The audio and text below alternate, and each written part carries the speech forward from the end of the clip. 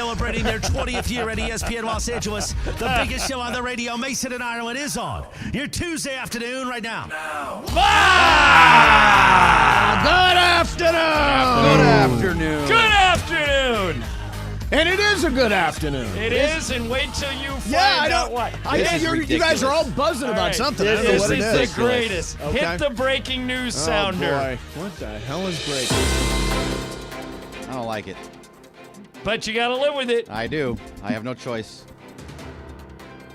Sports books all over America have spoken. Yes. We hit the Reba bet.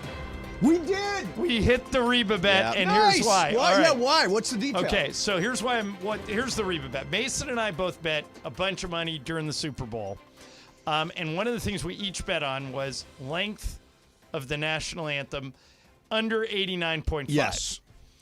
So Reba sings the anthem, and she goes about 94. Yep. She goes over, and we lose. She added an extra But as line. Greg Bergman now, because he's Mao, the manager of Audio operations. Yes. Yeah, it's a And really good title. Something that Greg has to live with in his world, Yep. probably a phrase that as soon as he leaves this industry, he'll never want to hear again, Yep. Never leaving this industry. is the phrase contest rules. Oh. Okay? As Greg will tell you, you have to follow the contest Believe me, rules. I've also had this experience. To the Answer letter. correctly. Yes, Mason. answer correctly. So, as it turns out, here's the exact wording of the contest rules on the national anthem. Okay. All right. Quote, for national anthem length, timing will count from the beginning of the first word of the anthem until the end of the last line. Oh, and she added "Home of the Brave" a second time. She did the last line twice. Yes. So what? So you know. Oh, yeah. So she did the last line. So Stop you know clock. what they're doing? You know what MGM Bet's doing? ESPN's What? Bet's doing? All of it. They're paying both. Oh, nice. That's Which smart. means That's smart. You get an extra 5K, Yes. and I hit a parlay and get 22K. Nice. Put it on a board, Greg. Plus Put the it on 2K board. that I took away from you. Right. So now it means that Ireland in the Super Bowl hit 2 different parlays. That's amazing. The Parlay King Parlay strikes. King returns, Yeah. but I'm still in third place. Yeah. You're Mason's still in first place. Greg's in second place. I'm in third. And Brian, how you doing?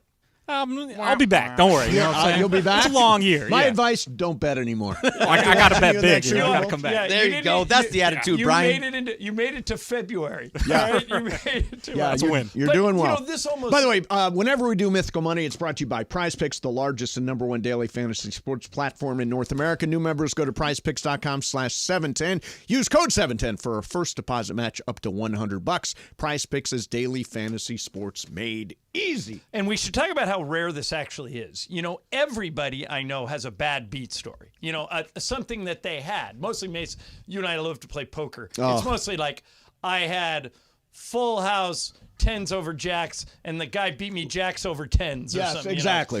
You know? But in gambling, you hardly ever get a break. This is a break. Oh, yeah. They're going to pay both the over and the under, and you and I skate for a little extra cash from what we thought we were getting. Very it's not nice. it's not just you two. I just asked Laura. She also bet the Reba bet. Under? Yeah, she took the Oh, it doesn't over. matter what she took. Doesn't matter. She You gets get paid both. either way. Yes. So Well, wait, Laura, if you took the over, you won the first time. Under. You took the under. Okay. Oh, this is over. You wrote under. Well, Oh, wait. either way, she Doesn't wins. matter. If Less she than- you bet took it, the under, if yeah. she bet it, she wins. So she gets the 3K back, and then I add on 3K, so she gets 6K. I was cursing Reba's name. I think I cursed her in a text to the four of you. Yes. And now I'm back on Team Reba. Nice. You know who Reba's boyfriend is? No. It's an actor who I think you may have had on your pod. Okay. A guy named Rex Lynn. He's on all the CSI shows. I don't think I ever have, but yeah, I didn't realize that. Yeah. She also is like, isn't she like the person who discovered Kelly Clarkson?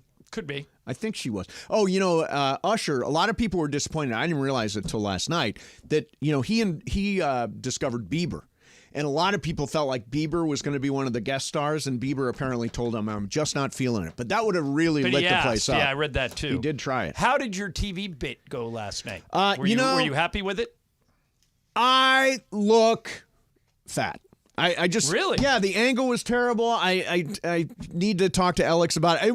It went great. I love Alex. You're going to be like Barbara Streisand. I only want you to shoot me from the left correct. side. Yeah, put me behind the desk. Behind the desk. Right. They put me in profile, which was a terrible look for me. Somebody told me that she brings her own makeup and lighting team with her when she comes Barbara. to do. Yeah. I heard a story about her that she was getting some Lifetime Achievement Award at the Golden Globes, and she sent her assistant to sit in the seat and adjust the lighting, and then they took a picture of it, took it back to Barbara Streisand. Streisand said, no, still not right. The assistant goes back, they do the light one more time, and comes back and shows. I mean, you want to talk about high maintenance. That's nice work if you can get it. You know, one of my buddies in college, shout out to Jason Ricketts. I just saw Jason. He lives up in Northern California now. His job in college. Remember the TV show Simon and Simon? Oh, yeah, Simon and Simon, yeah. Gerald McRaney and Jameson Parker, I think, was in it. That sounds right, yeah. And, the two brothers that would, solve crimes or yes. something. So Jason was a professional hand model. So when they, like, for example, if you've got a shot like this phone is critical to the story. Yes. And so you need to see somebody picking up a phone. Well, they don't want to pay the lead. They don't want to pay Gerald McRaney to hold the phone? To hang around and shoot a scene where you do this. Yeah. So they paid my buddy Jason to basically, and so he would work as an extra, and so he was always on that show a lot. But his main job was the close-ups were always his hands. And it was fun watching the show with him because he would say, all right, watch the store. I'm about to open the store. And then you walk in and then you'd open the door. The cut-ins, he's getting all the cut-ins. That was a great gig. There was a situation apparently during the halftime show where some beads off of somebody's costume came off and rolled across the stage, and somebody suggested that, Usher could go down because there are beads on the stage. Right. And what do you think of when I say that? Animal House. Beads on the stage? Can I have 5,000 marbles, please? Oh, there you go. No, Yeah. see, I think Showgirls. Oh yeah, because that's how Gina Gershon. That's talk how about Elizabeth a cutaway. Berkley got to the lead chair. Yeah, the marbles went out on the stage. Yeah, so I don't remember a lot, but for some reason I remember the movie Showgirls impeccably. I've watched it a lot of times. Dave Singer, A. Martinez, and I went to that show. Came out on Cinerama a Dome. Friday. And we went 9 a.m. Friday morning. You and I were on in the mornings back then. At the CNN building. And we were 5 to 9. It was playing right next door. I said, as soon as the show ends, we're all going to Showgirls. Yep. Before any reviews, before any. I of course, thought it was great. Yeah. Everybody else said it was the worst movie ever. I interviewed Robert Davi one time, and he says, yeah, we all knew we were doing like a big campy movie. Except for Elizabeth Berkley, who took it all very seriously. Oh, you're going to get in trouble. Oh, God, here she comes. Last time you told that story, what'd she tweet? I will not be besmirched by some 2-bit radio talk show host. The Berkeley Battalion is coming after me. Yeah. So, did you see Shohei yesterday at Dodgers spring training, 21 swings? Yeah, but he used to do that when he played for the Angels. Batting practice for him is. But a lot of people were like, is he ready? Is he going to be all that kind of stuff? 21 swings, 10 home runs. Yeah. He's not bad. He's the best baseball player I have ever seen. Ever. Well, yeah, nobody's ever done what he's done. But, we've seen some great players. We've seen Mike Trout. We've seen Barry Bonds. We've seen, Roger Clemens. We've seen all these dudes. But we've never seen anybody that hits and pitches. This. Yeah, no, that's insanity. But Bergman brought something up. Blake Snell is not signed. Strange, right? Unless he's a Boris guy. He is, yep, the Boris guys. Boris always waits out the market. Bellinger and Snell are both out there. Now, for Snell, they're asking for $270 million.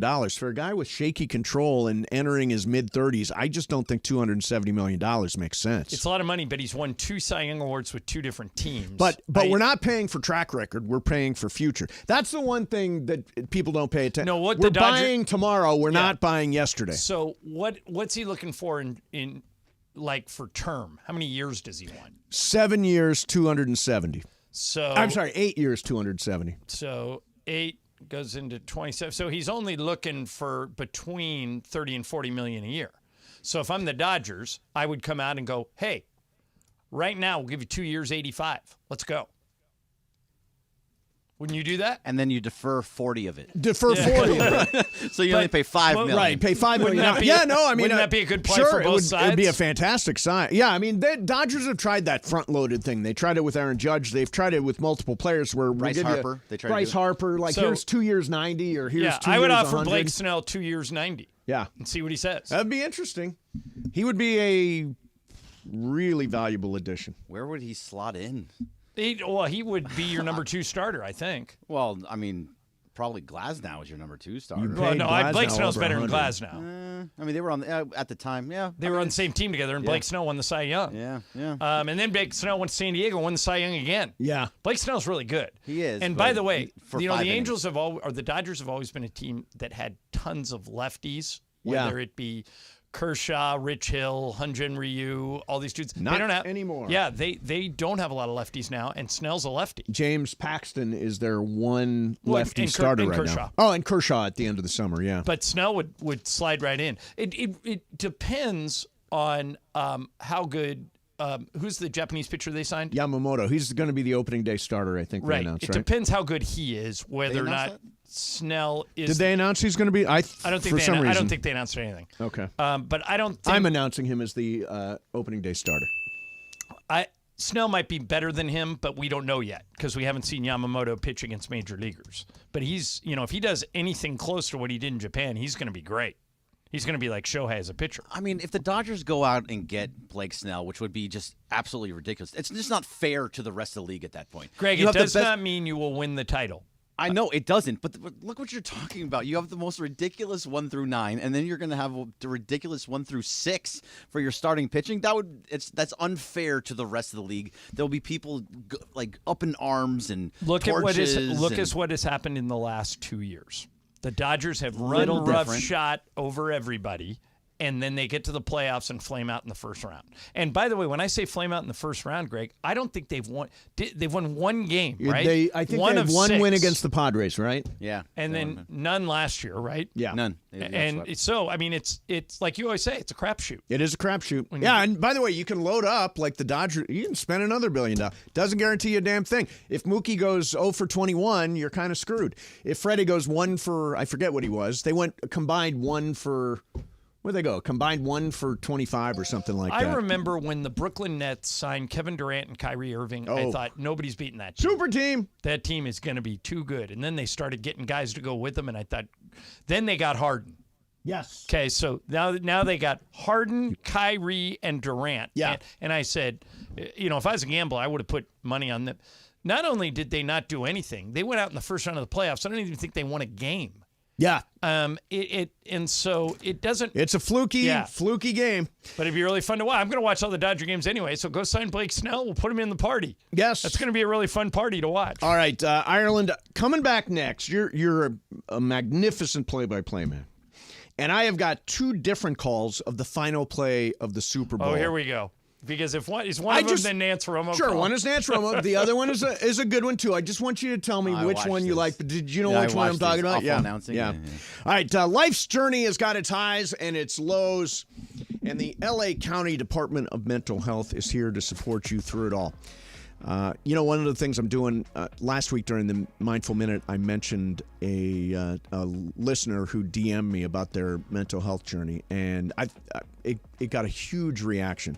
Anonymous, I didn't say who it was, but if you want to be part of this and you want to share your mental health journey, you can DM me and I'll work it into my partnership with the LA County Department of Mental Health. Their caring team offers more than just a listening ear. They provide free emotional support and service referrals and crisis counseling. You can call their 24/7 helpline, 800-854-7771, or visit their website at dmh.lacounty.gov. Your mental health is their priority. Let them be your support on this journey. Together, let's shape a brighter tomorrow with hope and recovery and well-being. Mason and Ireland, 710 ESPN.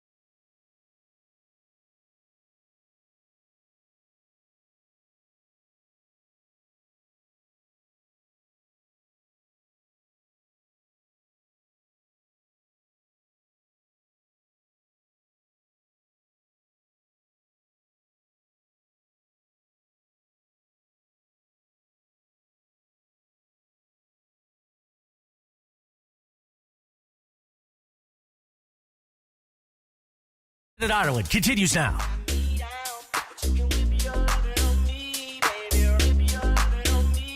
I'm vanilla, baby. So you know that thing I was going to do? Yeah. Didn't work out.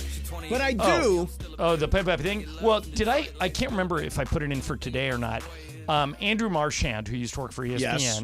and then was the media columnist for the New York Post, he just left the New York Post and he's gone to The Athletic. Oh, he did. Yeah. Oh, he's a good reporter. And He knows everything before we do. yeah, so he basically came out and said the final call from Nance and Romo was botched because Romo didn't give Nance any time to set it up. I've got the call. You're a play-by-play guy. Does he say anything else you want to get to before I play it? No, play it. Okay. You move to the second quarter. That's right, because I can only feel people out there being like, what's going on? First and goal. Mahomes flings it. It's there! Hardman! Jackpot! Kansas City! And this was the Andy Reid special. This was the Andy Reid special we talked about. He was saving all day. He's going to fake a motion to go across. And at that moment, he turns and goes back. Hardman, who they didn't have, right? And they go get Hardman and bring him back. And the game-winning drive of Mahomes' career, he's been waiting for. He's won Super Bowls, but he's never had it in an overtime. He is the best. He is the standard. And Michael Jordan wins it again. Well, he didn't even give Nance a chance to get one of his patented corny puns in. Yeah, exactly. Now, see, for me, that's too much talking. It's TV. It's not radio. You don't need to fill up every second. Michael Thompson would never do that. No, and if he did, though, the way I look at Michael and I is when the game is going, that's my time to talk. Right. And as soon as the play stops, I shut up. Right. And then Michael can jump in. Yeah. Here is Kevin Harlan's Super Bowl call. Oh, he's so good. He is great. First and goal at the 3. Lining up in the clock at 10 seconds and ticking. In the shotgun, Mahomes. 4-man front, receiver in motion, low snap. He runs and he throws, caught, touchdown. It's caught. Hardman caught the ball. The Chiefs have won. The Chiefs have won. The entire bench empties. Chasing Mahomes in the end zone. Their third Super Bowl in 5 years. The Chiefs are back-to-back Super Bowl champions. It is a dynasty. So there's That Kevin is Harlan. just a textbook radio call. It's a great call. And that's a fantastic call because he's meeting the moment of the Yes. situation. He's Well, doing did that- you also notice he did what Chick used to do? He dropped in 4 or 5 things that I bet you guys didn't even notice he did. Number 1, 4-man front. Number 2, the snap was low. Mm-hmm. Number 3, he threw it to the right. If you're a radio guy, you're painting a picture for somebody in his car that can't see. Yeah. I felt like he described everything described it. perfectly. See, the problem is Romo goes in there. He was trying to explain the call of what was happening instead of meeting the moment of winning the Super Bowl. Yeah. He was like, "This is what he did in this situation, Jim. He was going down the right side, Jim, and he didn't know what he was going to do, Jim, and went back." It was just that's not what you need in that moment. You need a Super Bowl call. Yeah. So one thing, I love Kevin Harlan, and we were talking about him while you were out. Yeah. And Sedano and Cap both had great Harlan impressions. Have you heard these? No. Okay, so do me a favor. Play the Sedano one first. This is Sedano as Kevin Harlan. Kelsey turns around after the catch, points right to the skybox where Taylor Swift is wearing a red gown that looks like it has some Chiefs logos on it.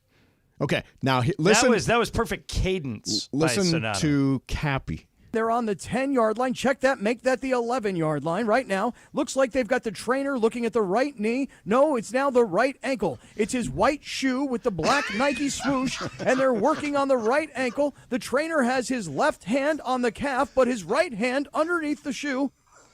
Yeah, it's the greatest. You ever hear Harlan describe the streaker? No. All right, Brian, see if you can find that for later. Just type into a search, Kevin. A guy they had a streaker. Yeah, not Sunday. There was a streaker Sunday. There was a streaker apparently Sunday. But earlier there was a streaker, and Harlan just rolled with it. and described, he's at the 20, he's at the 10, he's got nothing on, no clothing whatsoever.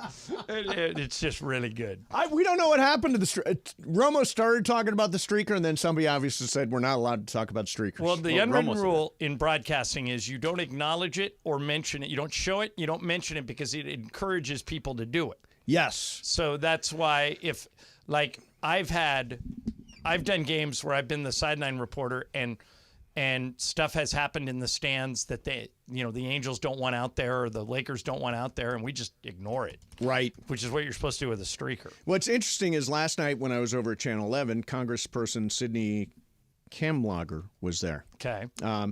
And she said... That's a California congressperson? California congressperson. And she said, you could bet on whether or not there would be a streaker. So somebody actually won money because there was a streaker on the field, even though they didn't show it. She said it was 500 to 1. Now, I don't know. But wait a minute.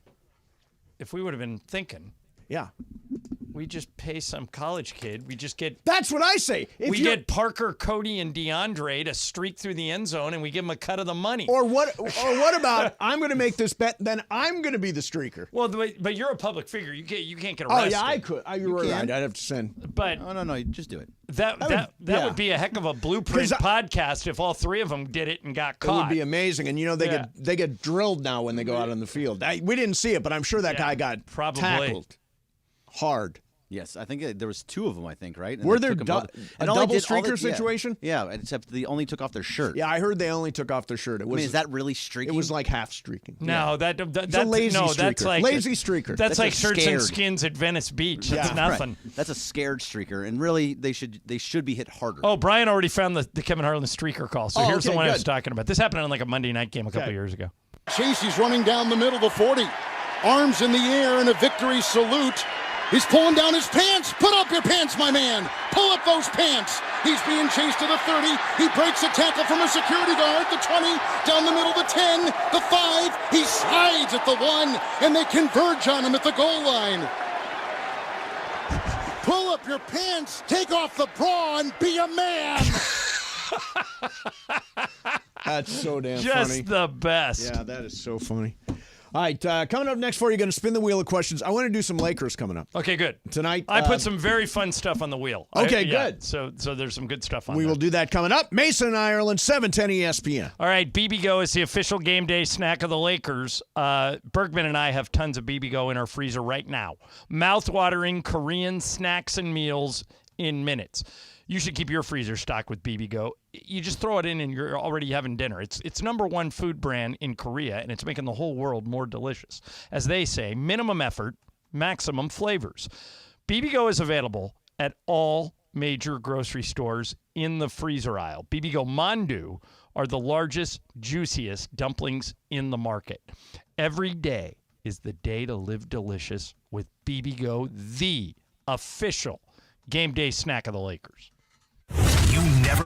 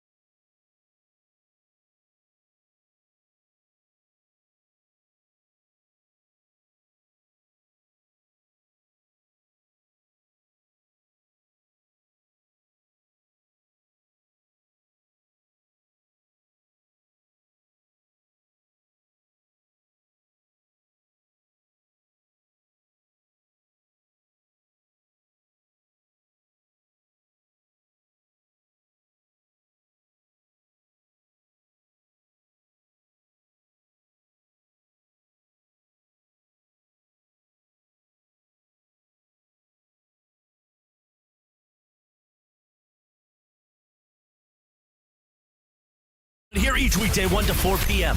You know what it's time for? What is this? It's time for Wheel of Questions. Producer Brian Cohen, are you ready with that wheel? Hit it, Jack. All right. Oh, okay. I'm going to need your help on this one because you guys are more into social media than I am. I'm not on Instagram, and you guys all are. Yes. So you guys know about this romance between Larsa Pippen, Scotty's ex-wife, and Marcus Jordan, Michael Jordan's son. Yes. Did they get married? They're engaged. Oh. But here's my question. This is the wheel today. They have unfollowed each other on Instagram. Okay? Unfollowed each other on Instagram. Can I assume from that fact alone, no other outside facts, but if they've unfollowed each other on Instagram, can I assume they've broken up? 100% yes. Brian, what do you think? Oh, 100% yes as well. And they also had some like passive-aggressive did Instagram they? stories going out, not directed toward each other. in but their stories. Okay, Right. yeah. But you if know, Mace, if they unfollow instant each other, is it simply A equals B? If you're A equals B, it's over. That's it. That's Yeah, like Done. Even in like a court of law, I could say Mason unfollowed me. That's when we broke up. Yes, Yeah. absolutely. Yeah, definitely. You absolutely could. It's that. So unfollowing someone like my Well, think about wife Lisa said, it's either that they broke up or they had a huge fight. Yeah. But if you have a huge fight, do you necessarily unfollow that? No. I don't know. But Absolutely think not. about all the subtle messages you send with social media. For example, if you're an NBA player, you unfollow your team, right? That says something if you unfollow your team. And that happens fairly frequently, If you right? unfollow another player who you're having a dispute with, well, it means something. I mean, these are calculated decisions to send messages to each other in a very public way. I would not. That would not be my style. But if you're a famous influencer type person, maybe that's the case. I can explain it to you this way, John. You'll understand it this way. Yusuf Nurkic and Draymond Green don't follow each other. Did they? No, I don't know. Because Yeah. they're fighting. They're I arguing. know they're fighting. Yeah, Yeah, they're yeah. fighting. They're But not. but once like when I've dated women, as we would be friends on Instagram, when it's done, I take them off. Because why? Do you why follow I still wanna anybody see- you used to date?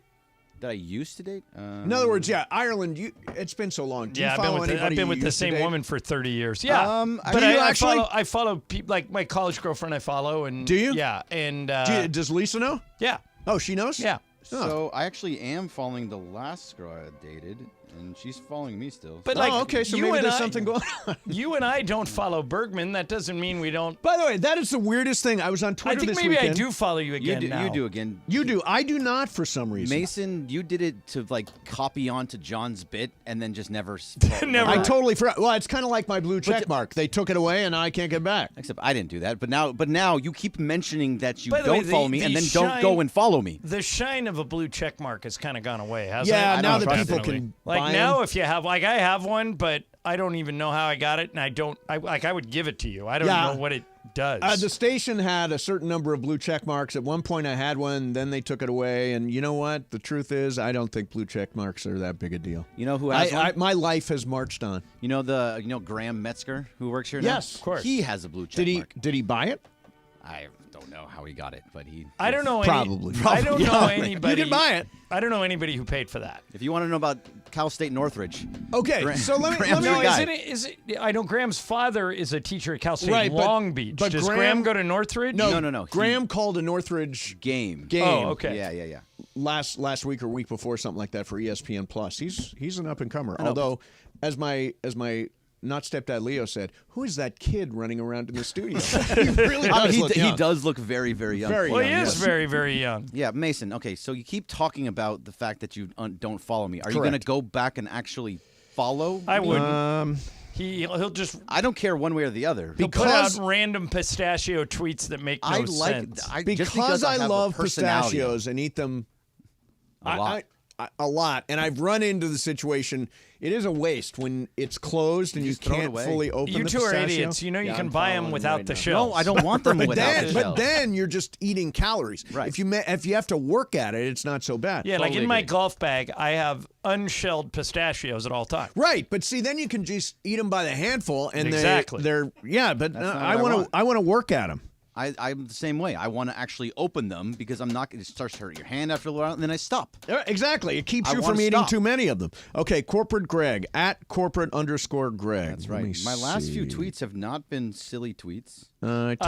Your bio says I talk nonsense on the radio with Mason in Ireland. I mean, Also is jump that in from not time right? to time on other shows. So a lot of nonsense talking. Yeah, I mean, is that wrong? That's dead accurate, actually. His pin tweet is there is nothing more frustrating than a pistachio that can't be opened. I'm missing out on a quality pistachio nut. That's Hashtag pistachios are good. That's the tweet that drove me over the edge. Yep. When you claimed there was nothing in the world. And I think you did it I didn't like even say right in the before world. COVID.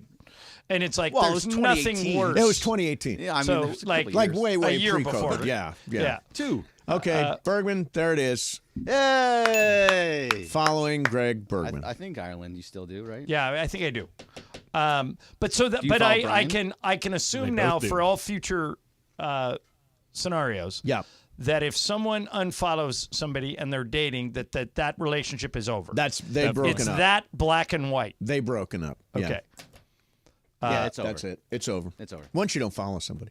Bergman, do you follow anybody, Brian, who you used to date? Maybe from high school, but not like my last. Not the most recent from college now. I've been asked not to, This person but don't I follow them still keep track. I still keep track. So, but I was forbidden to get together. Really? Yeah, I was told you can't get together and have lunch with You that just person. need to learn this. If it was any other day. If it was any other day, Yeah. exactly right. anymore. All right, so two different people so you're Very. following a lot of your exes. still following me. That's Okay. So Ireland Lakers tonight. They've been playing really good ball. Was it 4 out of 5? Right. The one loss was to the defending NBA champions. Without D'Angelo Russell. Correct. And I am prepared to make a mythical money bet on the Lakers. Tonight. No, for the rest of the season. Which is? I say, what's the win total that I could get odds at? Granted that they're like a game or two above 500. We sort of estimated 43.5, 44.5, something like that. Yeah, I like if you bet it today. Yes, if I bet it today. You set the number. What number makes it tough on me? I think we can still give you the one that was out. This was on January 2nd. Okay. That's so a we're good going one. a month back.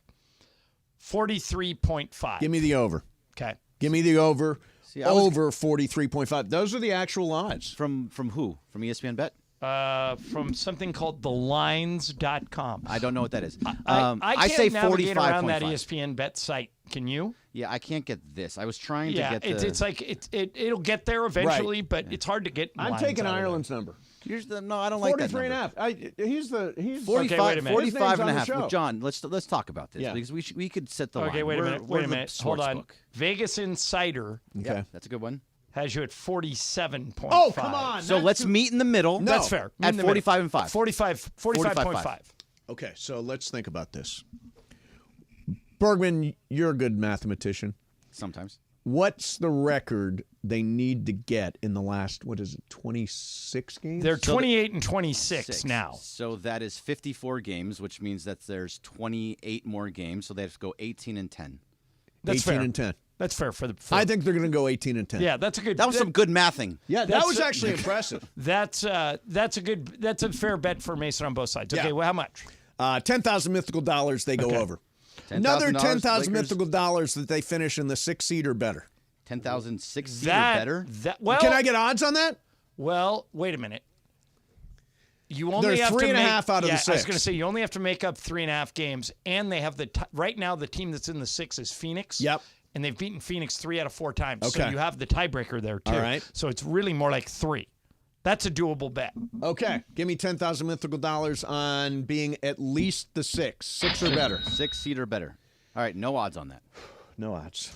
You got 20. I just think I love the way they're. I'm really interested to see what this three-guard lineup looks like with Spencer Dinwiddie out there with Austin Reeves and D'Angelo Russell. D'Angelo is playing tonight. Yeah, tonight's DOD. Debut of Dinwiddie. Debut of Dinwiddie. Yeah.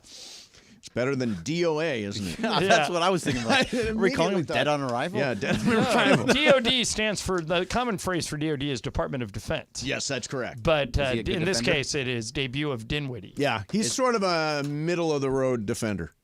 Yeah, it's fine. Is he a plus defender or is he middle-of-the-road defender? Here's the thing with the Lakers. Anthony Davis is so good on defense that all these other guys just need to stay out on their man and take away their outside shot. Because if they get beat off the dribble, Anthony Davis will pick them up. Don't you think, and I don't know, again, I don't know the odds on this, but I think Anthony Davis should absolutely be top 3 in Defensive Player of the Year, if not winning Defensive Player of the Year. He's played a ton of games. Rudy Gobert is going to be number 1. Yep. Because Minnesota has the best record. By the way, Minnesota went into crypto last night and blew the doors off the Clippers. Yeah, Minnesota was really convincing. You know, something interesting. I saw. You love Rudy Gobert, by the way. He's the worst. Law Murray. Do you know who Law Murray is? He's just somebody who works for The Athletic. Talks about the Clippers a lot. He said that there are 14 other teams in the Western Conference. The LA Clippers have beaten all of them at least once this season, except for the Timberwolves. Yeah, Timberwolves are really good. Yeah, Timberwolves are now number 1 in the West. Yeah, Minnesota is the Clippers' kryptonite. I think the playoffs are the Clippers. Yeah, no. The second round. No, they did get by the second round once. Yeah, exactly. All right, coming up next, we're going to do 2 o'clock call of the day. Talking some Lakers, some leftover Super Bowl stuff. What else? Valentine's Day is tomorrow. All this stuff is coming up. 877-710-ESPN. It is the one time a day when we actually take some of your phone calls. Jump in here now, 877-710-ESPN. Okay, I've been telling you guys for a while now, Valentine's Day is officially tomorrow, and you're running out of time to get your wife or your girlfriend or your significant other flowers for Valentine's Day. I can help you right now with 25% off from Bouqs. That's short for bouquets. Now, there is nothing worse than flowers that dry out and die the day after you get them. That's what's going to happen if you get them from the grocery store tomorrow night, last minute. That's why I only use Bouqs. Their flowers last longer, stay fresh longer, because their flowers come from the best flower farms. They even use a flower farm on the side of a volcano. That's how dedicated they are at the Bouqs company. Bouqs is easy. You can buy roses with one click or choose one of their unique modern designs you can't find anywhere else, like the 100 red roses. Be the hero. Go to Bouqs.com. Use promo code ESPN for 25% off. That's BOUQS.com. Promo code ESPN. Go to Bouqs.com. Promo code ESPN. Valentine's Day officially tomorrow. Mason and Ireland, 710 ESPN. It's Evan Cohen, Unsportsmanlike with Evan Canty and Michelle.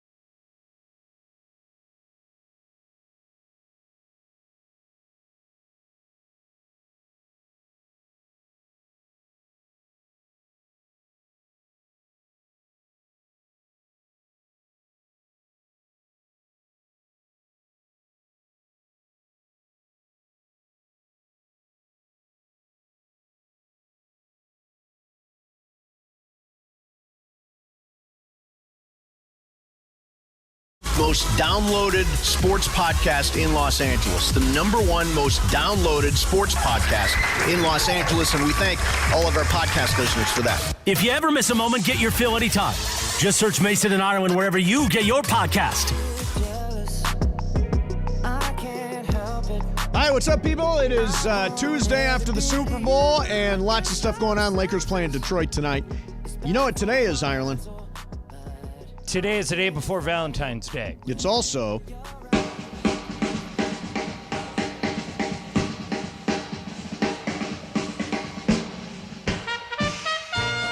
Fat Tuesday. Oh, is it? Yeah, there's a little Mardi Gras music. Mardi Gras going. Have you ever been to Mardi Gras? Oh, yeah. You've been to Mardi Gras? 3 times. Wow. I used to work in Louisiana. Oh, that's right.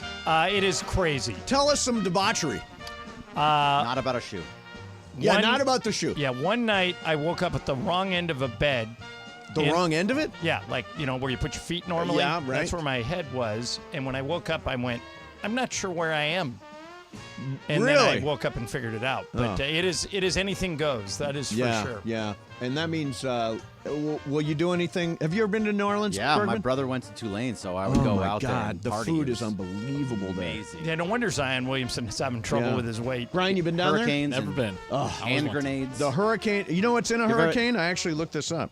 4 different kinds of rum and grenadine. Yeah. Yeah, 4 different kinds of rum. hand Orange grenade? juice. Cocktail made with bottled mixers, fresh citrus, blah, blah, blah, fruit, homemade grenadine play an important role in balancing the beauty of this is you can actually go to a drive-through and buy a hurricane, which doesn't seem right, but everything goes down there.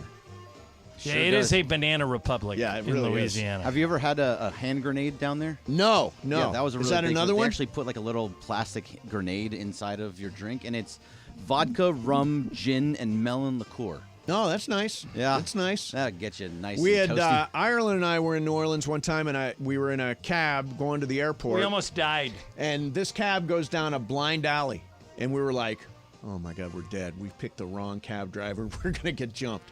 And he had just taken a wrong turn. But we thought, that was we the were end. in trouble. All right, so 2 o'clock call of the day. What are we doing here? Why don't we go to Terry in L.A.? Good afternoon, Terry. Hey, you guys. Good afternoon. Hey, I wanted to ask you about the Travis Kelce, Andy Reid thing. Yes. I really think he has a problem. You can't. One, it's Andy Reid. You can't bump Andy Reid. He's a legend. Right. Secondly, this is not the first time this has happened with him. What do you think? Do you think he's like getting to be too big for himself or too big to be coached? Or Terry, I think it would have been an absolutely gigantic story had the Chiefs lost. Yeah, it would have shown complete disarray on the sidelines. But since they won, I think it goes away. Yeah. I agree. I think that there is nobody happier that the Chiefs won that game than Travis Kelce. Yeah. Because if not, it would have been a story. Page for sure. 1 in Kansas City. That's for sure. It's a good question. I mean, it's an interesting question. Ireland, you've done sidelines. You say this happens more than people think. But that's the first time I can think of seeing it in an NFL game in a long time. I mean, here's the thing. He just scared the hell out of Andy Reid. He came out, it was in his blind spot, and all of a sudden bumped him and yelled at him. And they were frustrated in the first half. I thought the first half, Kansas City was absolutely shell-shocked. San Francisco was coming at him, very, very physical. San Francisco had the lead. If it wouldn't have been for the McCaffrey fumble, I think San Francisco could have potentially run away with that game. I can't remember what team they were working for. It might have been the Oilers. Mm-hmm. But I remember one time Buddy Ryan, Rex Ryan's dad, and Kevin Gilbride. Buddy Ryan was the defensive coordinator. Kevin Gilbride was the offensive coordinator. And in the middle of a game, Buddy walked up to Gilbride and punched him in the face. Just punched him on the sidelines in the middle of a game. And the players had to jump in and separate them. And after that, they all came out and said, "Are you going to fire one of them?" Whoever the head coach was, and the guy, they do that all the time. They fight all the time. They're at each other's throats all the time. Let's do one more here. Let's go to Robert in Hawthorne. Robert, good afternoon. Good afternoon. Beautiful day in L.A., gentlemen. Yes. Always. Hey, I appreciated the Super Bowl wrap yesterday with the commercials. You gave a lot of love to the celebrity ads. I got a couple of sneaker ads I really liked that were non-celebrity. Okay. I thought the Dr. Umstick ad was hilarious if you watch it closely and listen to it. And I also love the couch potato ad. I thought that was great for Pluto TV. And then also want to ask, what was the closest score in the $1 Million Monday? 13 guys that had a chance to win. Yeah. It was such a weird number that nobody hit it, unfortunately. But, Greg, do you know, did anyone even come close? Nobody. I looked through, and nobody had 22. 25-22 was an impossible score. 22 Nobody was would get not that. a score that I talked to Ron Mitchell over in the sales, one of our MCs, and he hit it with 2 and 5. If I had 2 and 5 in one of those Super Bowl squares things, I would have thought I have no chance at all. Yeah, Lisa had 2 and 5, and she hit it. 2 and 5 won. Yeah. All right, let's do one. Pepe's coming in, by the way. Let's do one more. Let's go to Dave in Lancaster. Dave, good afternoon. Good afternoon, fellas. All right. So everybody put down your edibles and all your gummies. I want to rant here just a little bit. Rant away. We got pitchers and catchers about to report, and I'm a huge Dodger fan, been since the 80s. Okay, the problem is we have a great roster, but the coach is the problem. We have not addressed that in the offseason. It doesn't matter who's leading on the roster, Ohtani, whoever. We need to get rid of Roberts. That you were talking about it last year at when the bad show of the postseason. Yep. Everybody's like, let's get rid of Roberts. There's some names out there, but there's a huge name, and she's great. Used to work for the Marlins, and I was hoping they were going to bring her in. Her name is Kim Ng. Yes, Kim Ng. Yeah. Yeah, she is great. What she did. Well, and she's well respected, Dave, in the Dodger offices because she was the assistant GM for the Dodgers. So there could be a reunion in the works there down the road. But Kim likes Dave. Kim wouldn't fire Dave. Kim, if your goal is to fire Dave Roberts, you don't want Kim Ng. Kim and Dave are tight. Yeah. They like each other. Look, I think Kim is fantastic. She was the first Major League Baseball general manager. She was the general manager of the Miami Marlins. So yeah, when Mattingly was a manager. Yeah, so I mean, she's unbelievably talented. But at the same time, we've got a state-of-the-art front office. Not to say that Kim Ng wouldn't contribute something, but I mean, our front office is not the problem. And by the way, Dave, if you fired Dave Roberts, who would you bring in? Okay, I got some names for you. Okay, good. You got Joe Madden, Joe Girardi, or if you want to go nostalgia like everybody likes, Mike Scioscia. Big Mike is out there. Bring him in, and listen to this. Get rid of the bullpen coach. Bring in Dave Stewart. He's out there. He's a great he can work with these guys. And get them right. We got a clean house. All right. Wow. Well, it's Clean tough house. to clean house when you win 100 games every year and you make the playoffs every single season. And by the way, it's February. We're already talking about cleaning house. Yeah, it's a little bit early, too. It is early to call for Dave Roberts. I mean, before even spring training starts, they're calling for Dave Roberts to be fired. I mean, you have to live with Dave Roberts at least this year. Correct. Did he say anything about Andrew Friedman? I hope he didn't. No, he said he wanted Kim Ng to run the organization, I think.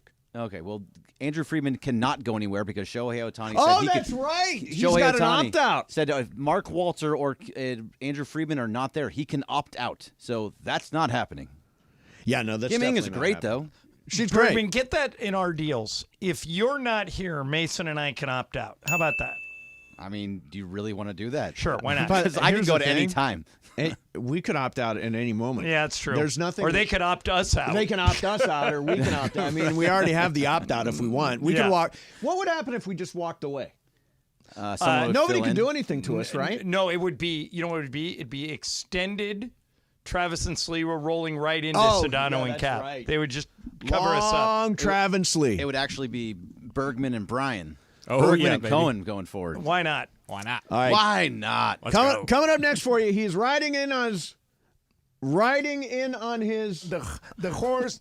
Pepe Mantilla is going to join us next. Mason in Ireland, 710 ESPN. Say that again, Greg. Okay. If you are hiring, there's only one solution to find quality candidates for your roles fast, and that's at ZipRecruiter. ZipRecruiter can be tried right now for free at ZipRecruiter.com/LA. ZipRecruiter uses powerful matching technology to quickly find and send you the most qualified people for your roles. Or as my buddy Ian Siegel, the inventor of ZipRecruiter, says, they don't leave anything to chance. How quickly can they help you find people? 4 out of 5 employers who use ZipRecruiter get a quality candidate within 1 day. So what are you waiting for? See why 3.8 million businesses have come to ZipRecruiter for their hiring needs. Go to that website, ZipRecruiter.com/LA. Again, it's ZipRecruiter.com/LA. ZipRecruiter, the smartest way to hire. Every Friday, we're giving away fifth row.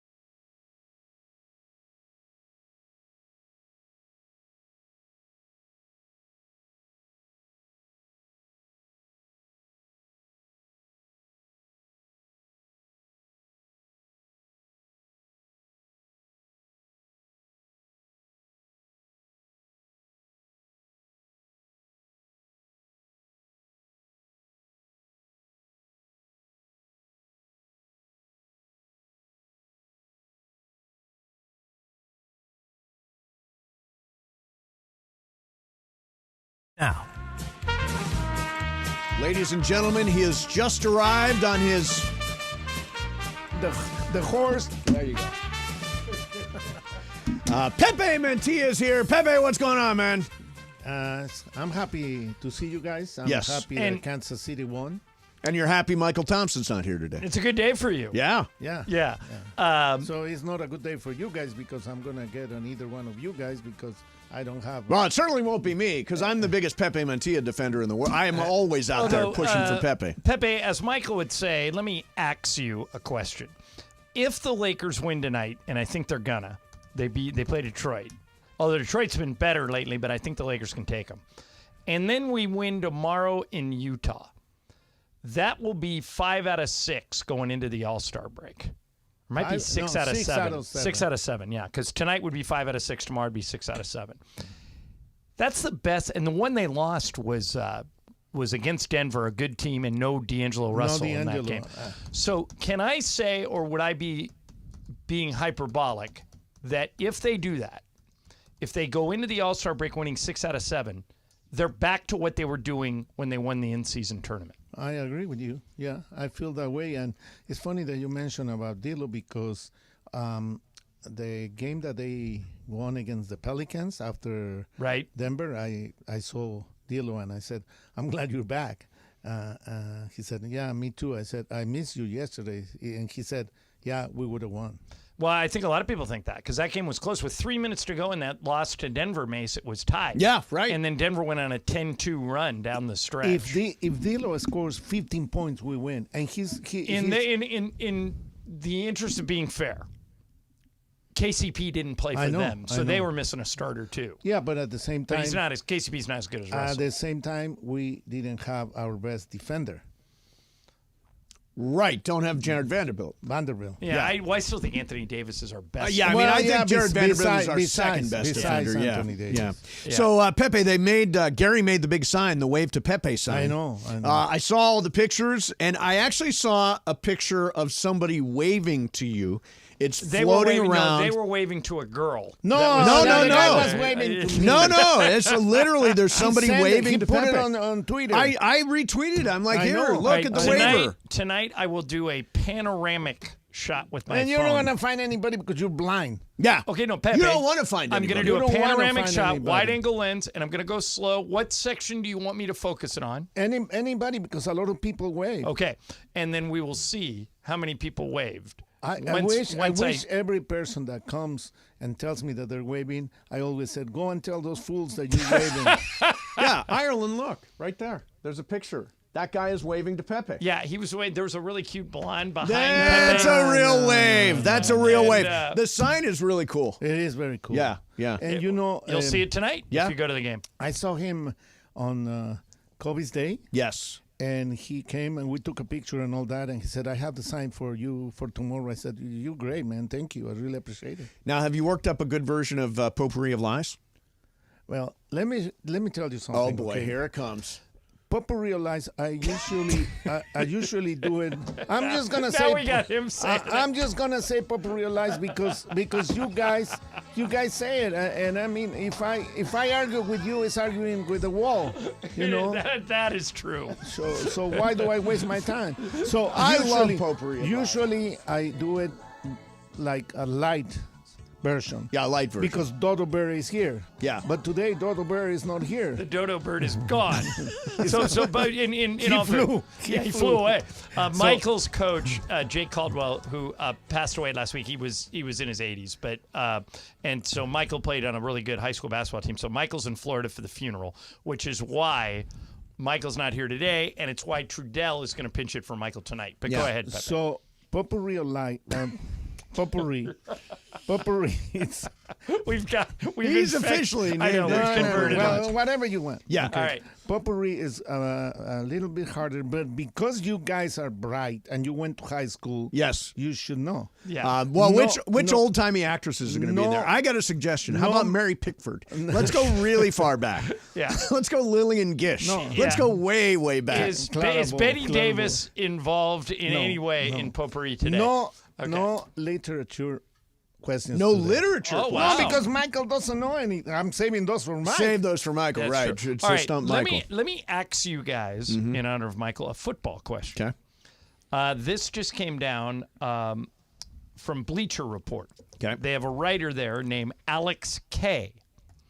He has proposed, I'm curious what both you guys think about this, that the Rams trade Aaron Donald to the Bengals in exchange for Cincinnati's first and fourth round picks. Because the Rams draft so well, they would get a first round. Les Snead would probably flip that pick. Yep.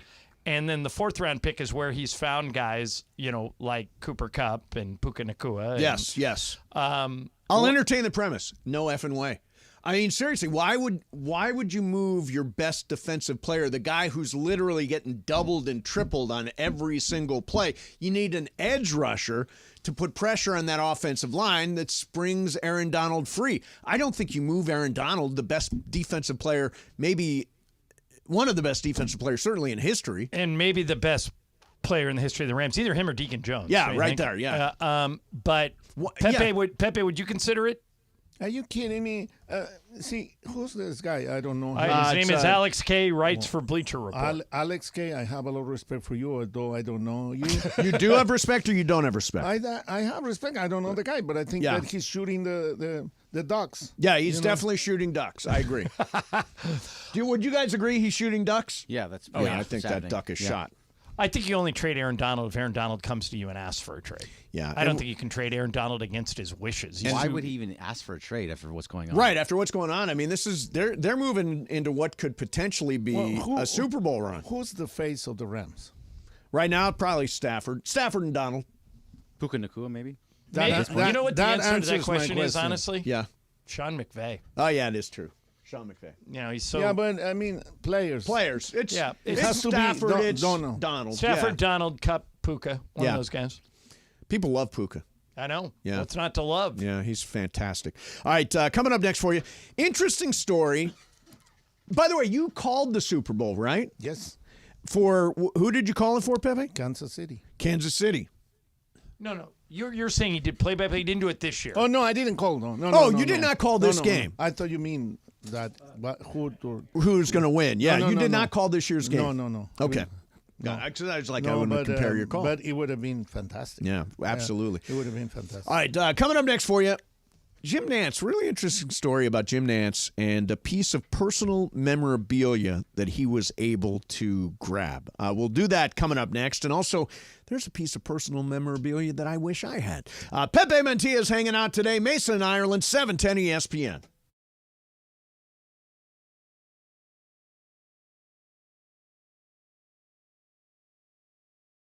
All right, guys, it's officially back. Fifth Row Fridays presented by BBGO. That's the official game day snack of the Lakers, by the way. And this is the best thing we give away. Fifth row seats to a Laker game. How many times do people come up to us and say, hey, give me Laker tickets? Yes. We don't have them. I don't even have them, but you can win them if you listen every day. And these seats are better than the seats that you and Michael have, right? 15 rows better. Yeah. Michael and I are like row 20. So here's how you win. You listen every day to all the shows and take notes. If you can answer 5 questions about what happened on the show that day, you're eligible to win. And don't forget, on Fridays, your chance to call in all 5 right answers, and you are in the 5th row at Crypto.com Arena for a Lakers game. For free!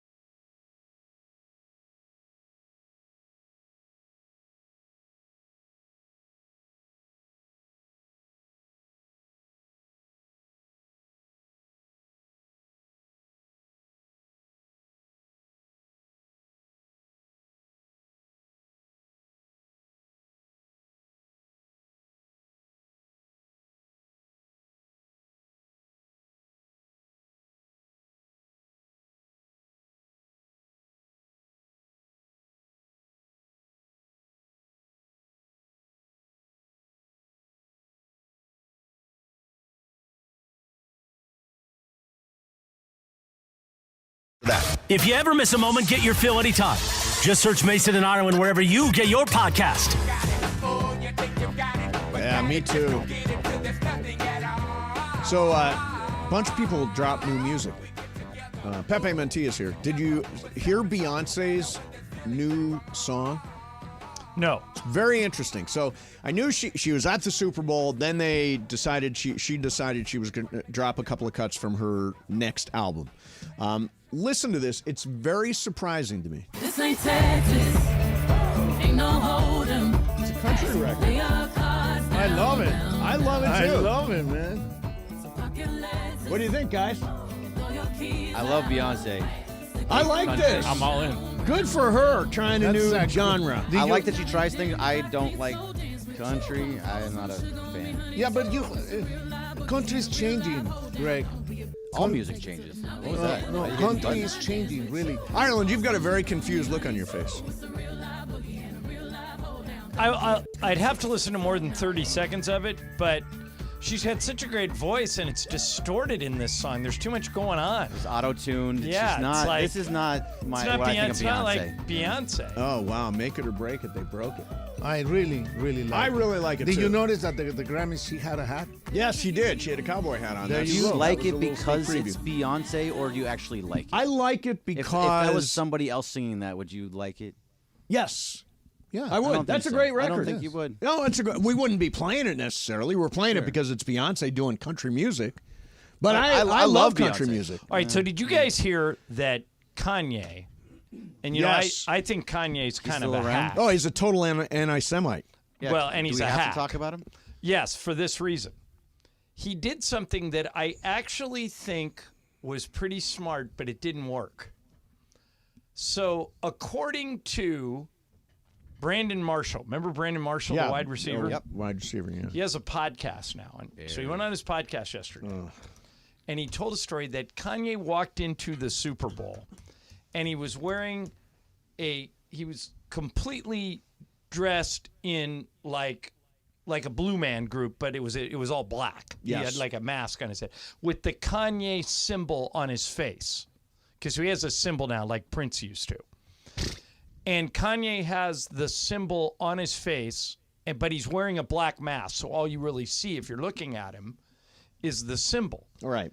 He bought a seat directly in front of Taylor Swift's luxury box at the Super Bowl, thinking that every time the cameras cut away, Kanye would be there with his mask on and you would just see the symbol. Right. But somebody in Taylor's crew, maybe even her, sniffed it out. Right. And figured, and they got him tossed. They got him booted from the Super Bowl. Yeah, I mean, But the I mean, guy's you got to give him such credit. an a-hole. But you got to give him credit for coming up with kind of a pretty ingenious way to steal him. I don't got to give him credit for anything. Yeah. Yeah. So- well, I'm the one who's been dating him for 2 You guys From were all the- pro well, Kanye no, for years. Creatively, he was really interesting for a long time. Then he became an anti-Semite. Maybe he always was, but he said some nasty stuff about So- Jewish people. Well, this is interesting. Bill Maher has a podcast called Club Random. Right.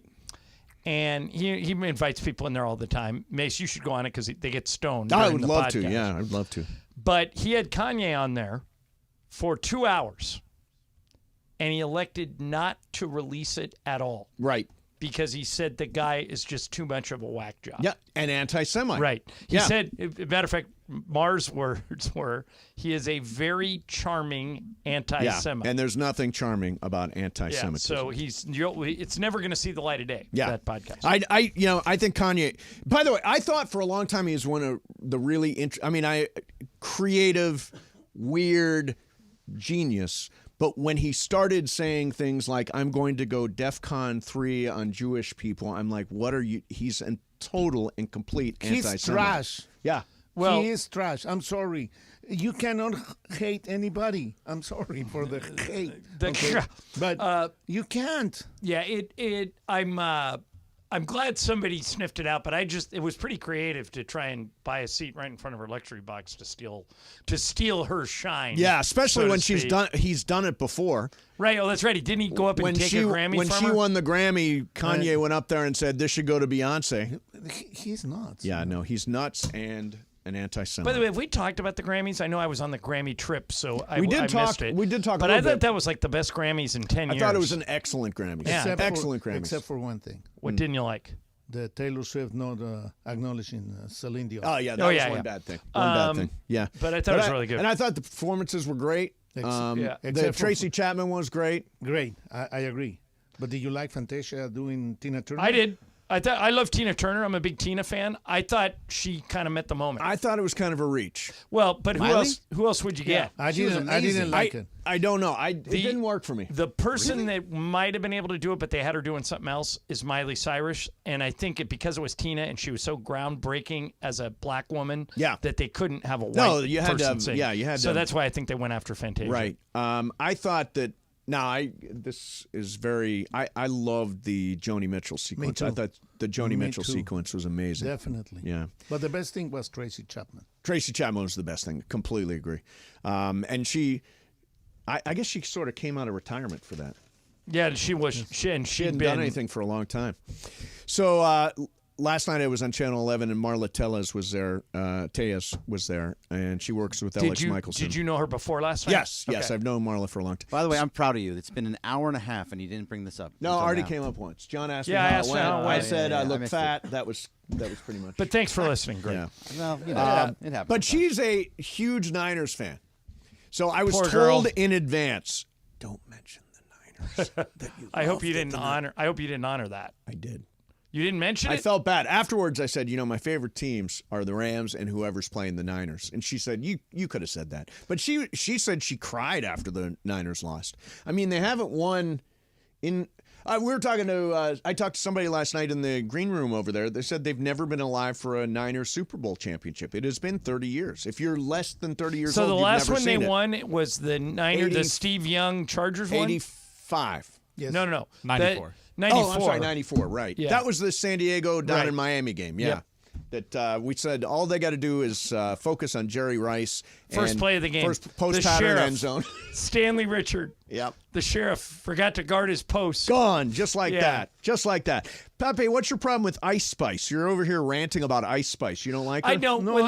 Before you answer that, I don't know who Ice Spice is. She was the redhead. I mean, yeah, I know who she Yeah. is now, but like, what does she sing? I didn't know who she was until somebody told me that Yeah. she was. You don't But like the she- hangers on. No, every time the camera was on Taylor Swift, she Ice Spice. Ice Spice. Yes. Looked confused, like she didn't know what was going on with the game. I think a lot of those celebrities don't really know what's going on with the game, don't you? I mean, I think a lot of celebrities in box. I mean, I go to the box, the ESPN box at Crypto, and I got to tell you, the focus is not necessarily the game all the time.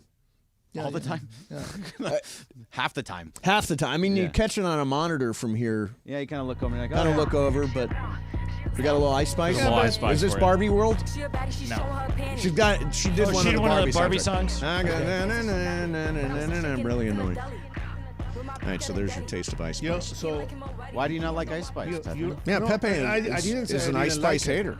I didn't say I didn't like her. See what I mean? What? You make up stories. Well, man. why do you dislike Never. Ice Spice so much? Why would you hate Ice Spice? Yeah, she didn't I do mean, anything to you. Ice She doesn't know Spice- you. The big headline today: Pepe, no Ice Spice. I don't even know who she is or what she sings.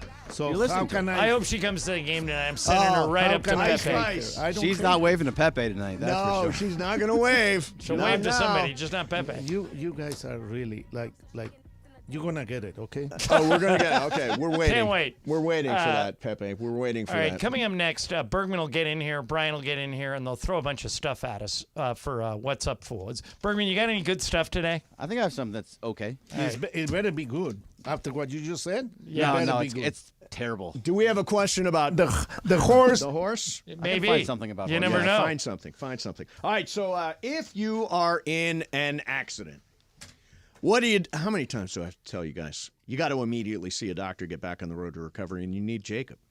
What happens when you call your doctor and they don't have an opening for a week or even 2 weeks?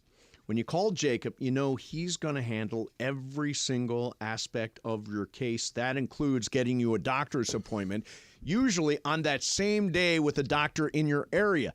And the doctor doesn't get paid until the end of the case, so you don't have to pay a penny out of pocket to get the health care you need. So even if you're in between jobs or you don't have health insurance, Jacob can immediately get you the medical attention that you deserve. If you're injured in an accident, call Jacob. A lot of attorneys say they'll fight for you, but Jacob is going to win for you. 844-24-JACOB. That's 844-24-JACOB.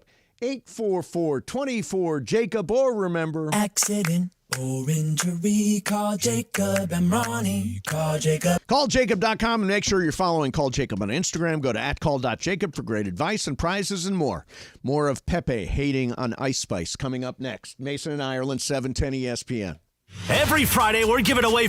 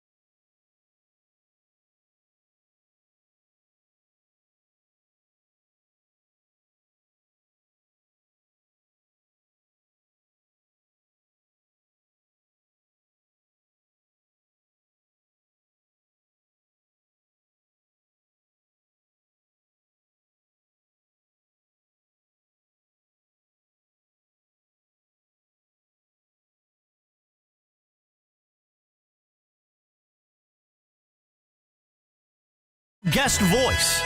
Take it away, guest voice. What's Up, Fool is brought to you by Dos Hombres Mezcal. It's fate. It's friendship. It's Mezcal. Dos Hombres. Look at that. How do I follow that? I don't. So I simply say, take it away, Corporate Greg. Thanks, Morales. All right, so White Chocolate Jason Williams was on something called the OG's Show, as a podcast, and he mentioned who the greatest ball handlers of all time were. He didn't include himself. There was 4 of them. Kyrie Irving, Jamal Crawford, Chris Paul, and Rafer Alston. Okay. Skip to my Lou. Skip to my Lou, yes. So did he get it right, or is he missing somebody as the greatest ball handler of all Kyrie, time? without question, is there. He said he is the greatest of all time, Kyrie. Yeah, Michael Thompson also says greatest of all time. Personally, and I'm biased because he was Stu Lance's roommate, and I've heard Stu tell so many stories about him. Pete Maravich would be on mine. Right. By the way, that would be absolutely on mine. Pistol Pete was my dad's favorite player. He made me. He sat me down one day and said, "Watch Pistol Pete." So Pistol Pete would definitely be on mine. So somewhere and my list too. Yeah, Pistol Pete. Somewhere on YouTube, they used to at halftime of games, they would play horse with current NBA players. They filmed it all one summer. The horse. Exactly, and Maravich just messed with people. I mean, he would be shooting, like dropping the ball behind him and kicking it into a basket, and it was incredible. crazy. Incredible. Yeah, so that's the only name you're missing there. Yeah, I couldn't think of anybody either. But And by the way, Jason Williams would be in there. Yeah, he should be in that top 5. He was incredible. What's up, fool? All right, guys, it is announced that tonight Shaq will be the first player ever to have his jersey retired by the Orlando Magic.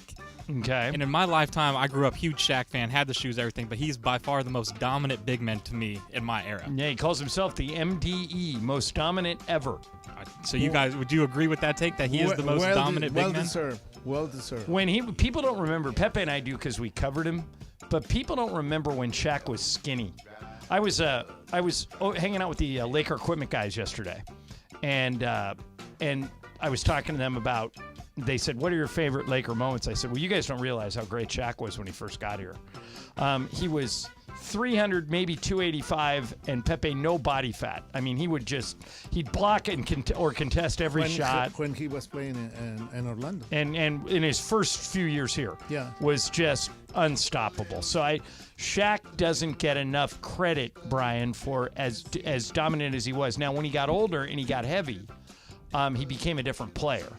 But for, what do you think, Pepe, 10 years, nobody could guard him. I used to say, and I know you called all the games I called, so I used to say he either got fouled or committed a foul on every play. You know what I called him? And I said, you always said that you're the big Aristotle, the big Superman, everything. You know what you are? You are the big piñata because everybody hits you. Yeah. Matter of fact, Dale Brown, his coach at LSU, told him actually to turn pro. He said, the only defensive strategy these college kids are trying against you is to beat the crap out of you. And he goes, just if you're gonna get beat up like this, go turn pro. And now I think if Shaq came along, he'd probably jump right out of high school. Right. I mean, I guess they still haven't changed the rules, so you have to go to 1 year of college, but he'd probably go to the G League and then right into the NBA. So here's something about a couple of things about Shaq. First of all, during the pandemic, we did many stupid things. One of them was we put together all-time teams for NBA That's 2K. Right. And you had Shaq, and I had Shaq. He just dominated it. He literally won every single game for me. He was the most dominant ever. I had Kareem, LeBron, and Kobe, and Shaq was taking everybody to school. Nobody could check him. You beat me by 20. Yeah, the other thing about Shaq is, you know what I learned first from him before anybody else? He was the first public figure I knew that was on Twitter. Yeah. He went on one day and said, I'll buy you a piece of pie. He was a diner. I'll buy you a piece of pie, and he named the restaurant. And like 3 people showed up and had pie with Shaquille O'Neal. But he was the first person. Once I saw he was on it, I'm like, okay, I'm going to join this thing too. So in a lot of ways, I guess he's an influencer. He was part of the birth of Twitter.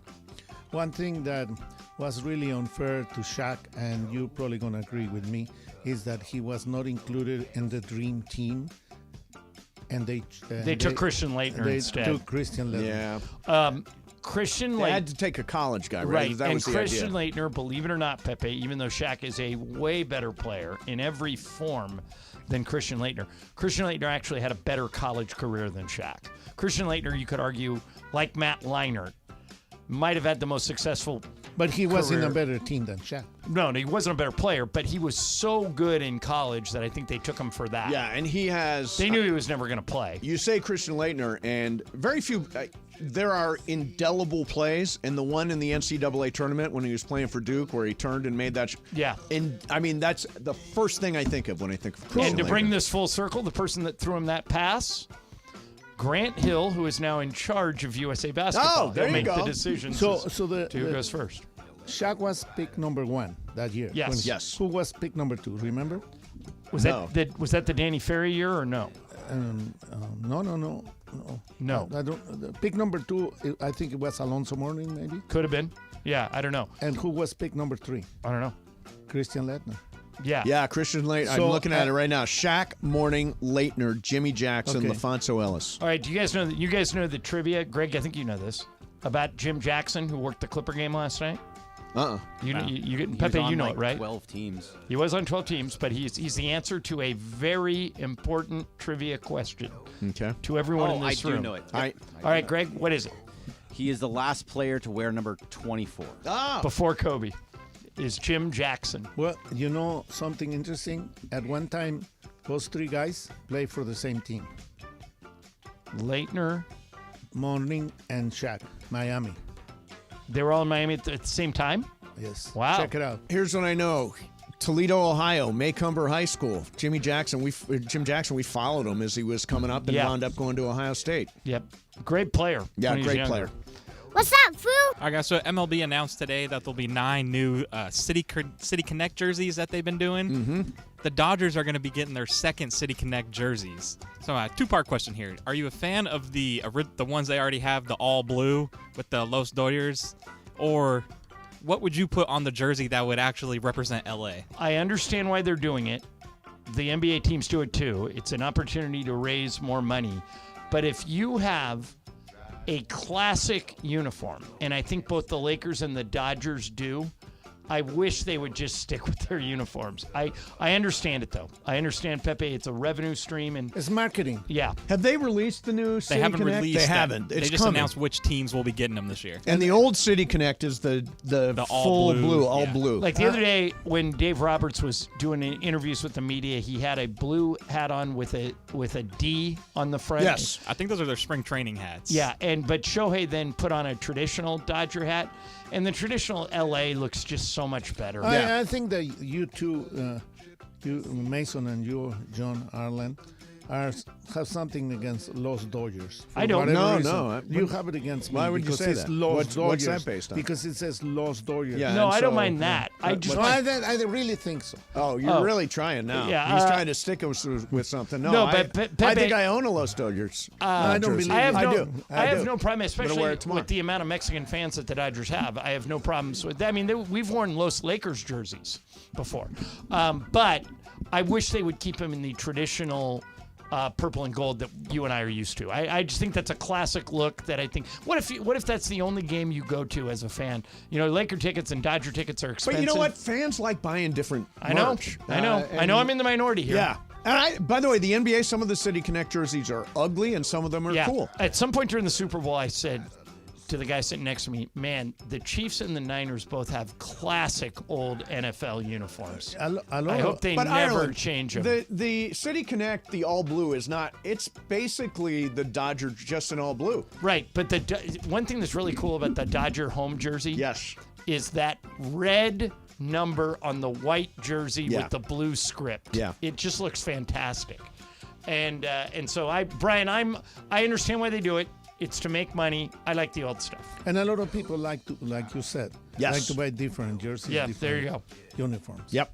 What's up, Foo? All right, guys, another baseball-related one today. The A's announced Jenny Kavner as the lead play-by-play announcer, making her the first female play-by-play announcer for baseball in history. Good for her. Big step, right? Big step Yeah. for baseball here. Yeah, big. Yes. Yeah, there's a couple of them in the NBA now. Milwaukee and Philadelphia both have a female lead TV voice. And I didn't realize that. Yeah, Lisa Byington in Milwaukee and Cool. Kate Snow in Philly. Yeah, I didn't realize that either. Both very good. I haven't heard this girl call a game, but I mean, the A's are getting hammered because their owner is a cheapskate who's trying to drive the team out of town. So if they could do something like this to build some goodwill, more power to them. I think it's great. I didn't realize there were 2 lead female play-by-play people in the NBA. both in their either second or third years this year. Yeah, I think it's fantastic. Yeah, good for the A's. Good for the A's. It's the one good thing they're going to do this year. I wonder if there's anybody The sad in the thing NFL. for her, she's going to have to describe a lot of bad baseball this year. Yeah, that team might be the worst team in the league. Yeah. Is there any female football? Yeah. I've heard college. Is Pam Ward doing? Pam Ward still does college? it occasionally. No, the one, Mark Shaw, the Laker TV producer, has done a bunch of games with her. Kirk does one. Kurt Morrison. and what is her name? She's blanking on it all of a sudden. Yeah, she's Beth Mowens. Yes, and she's done everything. She's done NFL, NBA, MLB. She's probably the most successful female play-by-play announcer out there. You got one more? Is that it? What's I got up, one more. You want it? Okay, Yeah, do one more. Do it. So it's the 20th anniversary of 50 Dates, Adam Sandler movie. Great You know, Oh movie. yeah, that's I a love great that movie. Yeah. one of my Great movie. favorite. Yeah. So in the movie, Drew Barrymore only relives the same day, but she does just 3 of the same things: breakfast, she paints, celebrates her dad's birthday. Yep. If you were stuck in a time loop like this, what 3 things would you want to happen during your day? That's good. Okay, so I would want to play golf in the morning. Give me 45 minutes, Mace, to get in the massage chair at some point during that day. Yes. And then dinner at Slay that night. That's the day. Wow. If I'll just repeat that every day. I would say, okay, this is weird, but my favorite morning of the week is Sunday. Okay. Because I watch all the political shows. So I would make that part of my day. Okay. Then I would go to a movie, because that's a huge part of my day also. And then I would get busy in the bedroom. That would be number 3. Not a bad day at all. By Pepe, the what do way, you want to do with you your... see the same movie over and over and over again. Yeah. So do you wanna But you go- wouldn't remember it. Yeah, Drew you Barrymore would. doesn't remember right. it. Yeah. The next She's day. like me. She doesn't remember things. I will Facial get up in the blindness. morning, go to a very good restaurant to have a nice breakfast. Then I'll go watch a movie. Yep. And then I go to a concert. That's a good day. Wow, that's a good day. You've had that day. Pepe gets around. Yeah, Several for times. Pepe, that was Tuesday. Pepe sees more concerts than anybody here. Good for you. Yeah, I'm he glad. does. All right, coming up next for you, John, there's a trend with Valentine's Day that I think is going to catch on, and we are going to try it. Perfect. Okay? That's coming up next for you. What are you rolling your eyes for, Pepe? Hey, by the way, you're in on this. Don't roll your eyes. Yeah, don't roll your eyes. You're doing this, too. Yeah, come on. The horse. We'll do it coming up. Plus, I want to do that Nance story about the piece of memorabilia that he's got that's really cool. All that's coming up for you. Mason and Ireland, 710 ESPN.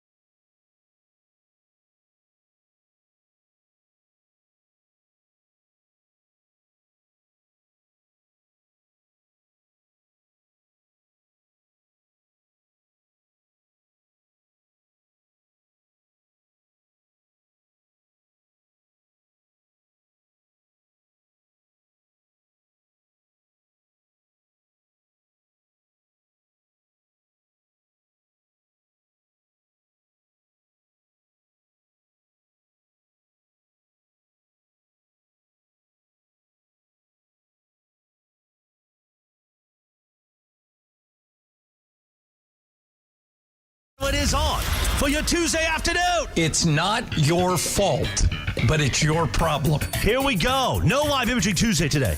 Many Mason and Ireland deep tweeters. Should I mention Reddit in the open? Let's mention Reddit in the open. A celebration is going on today with no lit. But don't worry, we'll be back around, hanging around tomorrow for Valentine's Day. I gotta decide what Valentine I'm gonna give Mace. Meanwhile, we'll get you ready for Lakers basketball tonight. Lakers back on the court against the Pistons. Coverage begins 6 o'clock tonight, late game. The Toyota Lakers countdown to tip-off with sweet Lakers-Pistons. Play-by-play with John and Michael at 7:30. Hear it all on 7:10 a.m. or on the all-new ESPN LA app. Fun frivolity for your Tuesday afternoon. All right, so Gary over at the Lakers had the wave to Pepe sign. What was the outcome, Ireland? Nobody waved. Let's get to it. Celebrating their 20th year at ESPN Los Angeles, the biggest show on the radio, Mason and Ireland, is on your Tuesday afternoon right now. All right, so good afternoon. I got this story here. Pepe Mantilla's hanging out. First of all, Valentine's Day is tomorrow. Brian, we can share this now. There was a conversation briefly, the concept that you might get married on the show. Yeah, briefly. Briefly. Yeah. It didn't go anywhere. Yeah, we couldn't get it past the suits. Oh my God, it was unbelievable. I've never seen anything. But it's nice to know that you and Allison came close. Yeah, we you are going to do it, right? Yeah, You're engaged. Yes, we are going to get married. But on the radio was not for you. Yeah, probably not. You blame them? No, I don't blame them at all. That's why I said no. No. If you want to do it, we could have found somebody if we would have. But the rules were so complicated. There was no way. You were talking about it earlier, John. Yes, rules. Contest rules are very strict. Contest rules are ridiculous. All right, so McAfee Research has revealed Pat McAfee. It's not Pat. Okay. It's his dad. That's what I thought. 45% of men will turn to AI to write love messages for Valentine's Day this year. So now you're not on ChatGPT, right? No, but it's easy to get on, right? It's easy to get on. So I actually did one for Juan, and here's what I put in. Write a short Valentine's Day message for Juan. Okay. This is what it spit out. On Valentine's Day, my heart overflows with love for you. You are my rock, my joy, and my everything. Every moment spent with you feels like a blessing, and I'm grateful for your presence in my life. I cherish the way you make me laugh, the way you hold me close, and the way you understand me like no one else. You are my soulmate, my partner, and my best friend. I love you more than words can express. Forever yours, Mace. Now, did you send it to him? No, not yet. No, you should give it to him tomorrow. Okay. And let us know what he says. Because it's a little more. It's pretty mushy. It's very mushy. Yeah, I would love corny. to hear his response. Make it less corny. Let's see what ChatGPT does. What web address are you going to? OpenAI.com. OpenAI.com. Yeah. Okay. Okay, can we do this? Do that. John, you do one. We got to get Brian and Pepe. All right. You all do one. Right, and we report see back tomorrow what your significant others say to you. Okay, I'm gonna. I don't even know how you do that. Yeah, I don't know either. Well, we'll do it. I'll crank them out for you guys because I'm in ChatGPT as part of their money? Valentine's Day. No, it's totally free. Totally free. To tell you the truth, I don't need that to. Oh, you don't? Express myself. No, it's the bit. That's a bit, though. No, Pepe. but what we want to learn, Pepe, is how quickly. No, will I know. Liz sniff it out that it's not you. I know. If you don't want to do it, you don't have to do it. I'll do it. You do it. I'll do it. For sure. I'll do it. Brian, I'll do it. Brian, yeah, yeah. We'll test it out. And we have to. The rule has to be: you send it. You send it to Juan, and I'll send it to Lisa with no other forewarning or after warning. Yes. You just send it to him. Yes. And then we'll read the responses on the air. Okay. Yes, and Brian to Allison as well. Like as a text message. No, or email, either one. Yeah, Okay. I will You email Allison do one often? on AI for all you guys. Yeah. So you can take them home and share your computer-generated love. So you're gonna teach us how to do it. I am going to teach you. Yeah, I'm going to teach a class right after the show today. Are you in for the class? Yes, Yeah, the class for sure. will be very It's fascinating. like a master class. Okay. Meet in the conference room. Meet in the Mason's gonna be conference room. has ChatGPT PowerPoints. lessons. Yeah. We have to All right, take notes. So Mace mentioned this Jim Nance story, which I Yes. think is really cool. So I want you to think back on the moments that changed your life the most, or the people that you met that when you met them, after that, your life is never going to be the same. Yes. I always love watching the Kobe documentary, the one he did. Sure. Because just by happenstance, the exact moment he met Vanessa is on tape. Oh, I remember that. Yeah. He was doing a music video, and she was like a dancer. and he walks over. He says, "Hi, I'm Kobe." And there were like 3 girls there, and he walks over to her, and she goes, "Hi, I'm Vanessa." Yeah. So you see the moment that they meet. Yeah, it's cool. So Sam Farmer, who is an excellent NFL reporter for the LA Times, I think Sam might even be in the Hall of Fame. He's been covering the NFL for the Times forever. Did a story on Jim Nantz, and he went up to his house and went up to his office. And in his office, he has what looks like one of those emergency phones that you see on at a train station. Sort of like a call box, emergency call box kind of thing. Like on the side of the road, like a call box thing. And Sam says to Nantz, "What's with the phone? The silver box, it's a phone." And you have this, right? Yes. All right.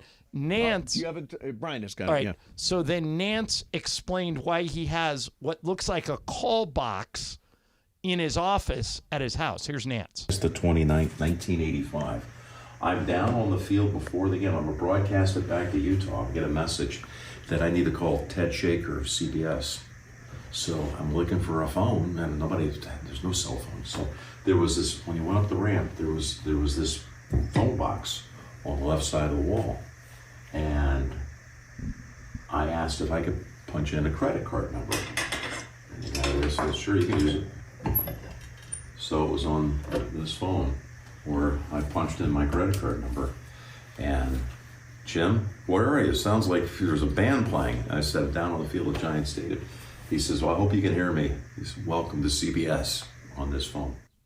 So the moment he got hired by CBS was on that phone, and when Giants Stadium got remodeled, somebody knew that story, and they said, Jim Nantz would love to have that phone. Yeah, that's really nice. And the person got Nantz the phone.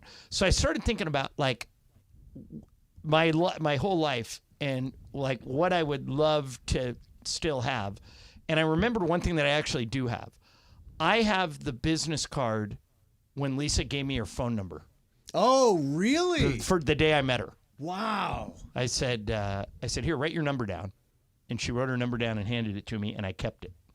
But, Pepe, if you could have one thing from your life, you may even have it, but even if you don't have it, if you could go back in a time machine like Nantz did, and is there something that pops into your head that you would like to have? Something that I have. In 1968, the Olympics were in Mexico City.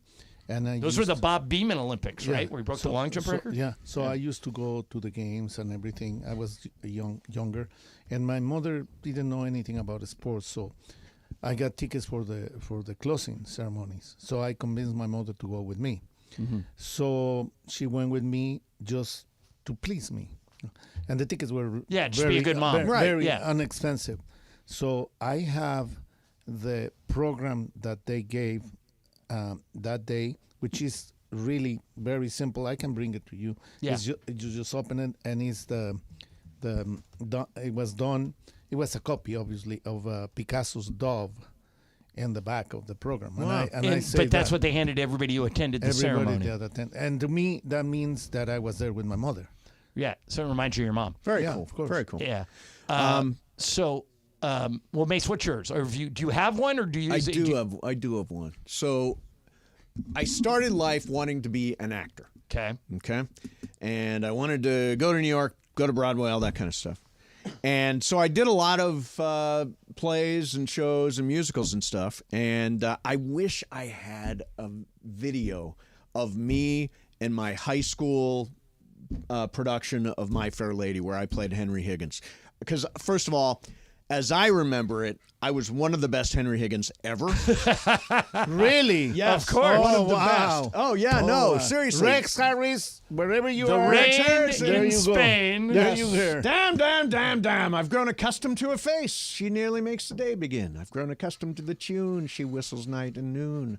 Her smiles, her frowns, her ups, her downs. And what is that, Mr. Higgins? Oh, Mr. Higgins. Yes, Mr. Higgins, exactly. So I'd love to have a video of exactly what I did. And, the other thing, I would love to have audio tapes of, and I've been trying to get them to Legacy Box, of me and you early on. Yeah, I probably have some laying around somewhere. Me all the way back to Toledo radio days, and then me in New York radio days, because I think I was kind of a different. There's been like an evolution over the years. All right, Bergman, if I could magically produce a piece of memorabilia from your life, what would you want it to be?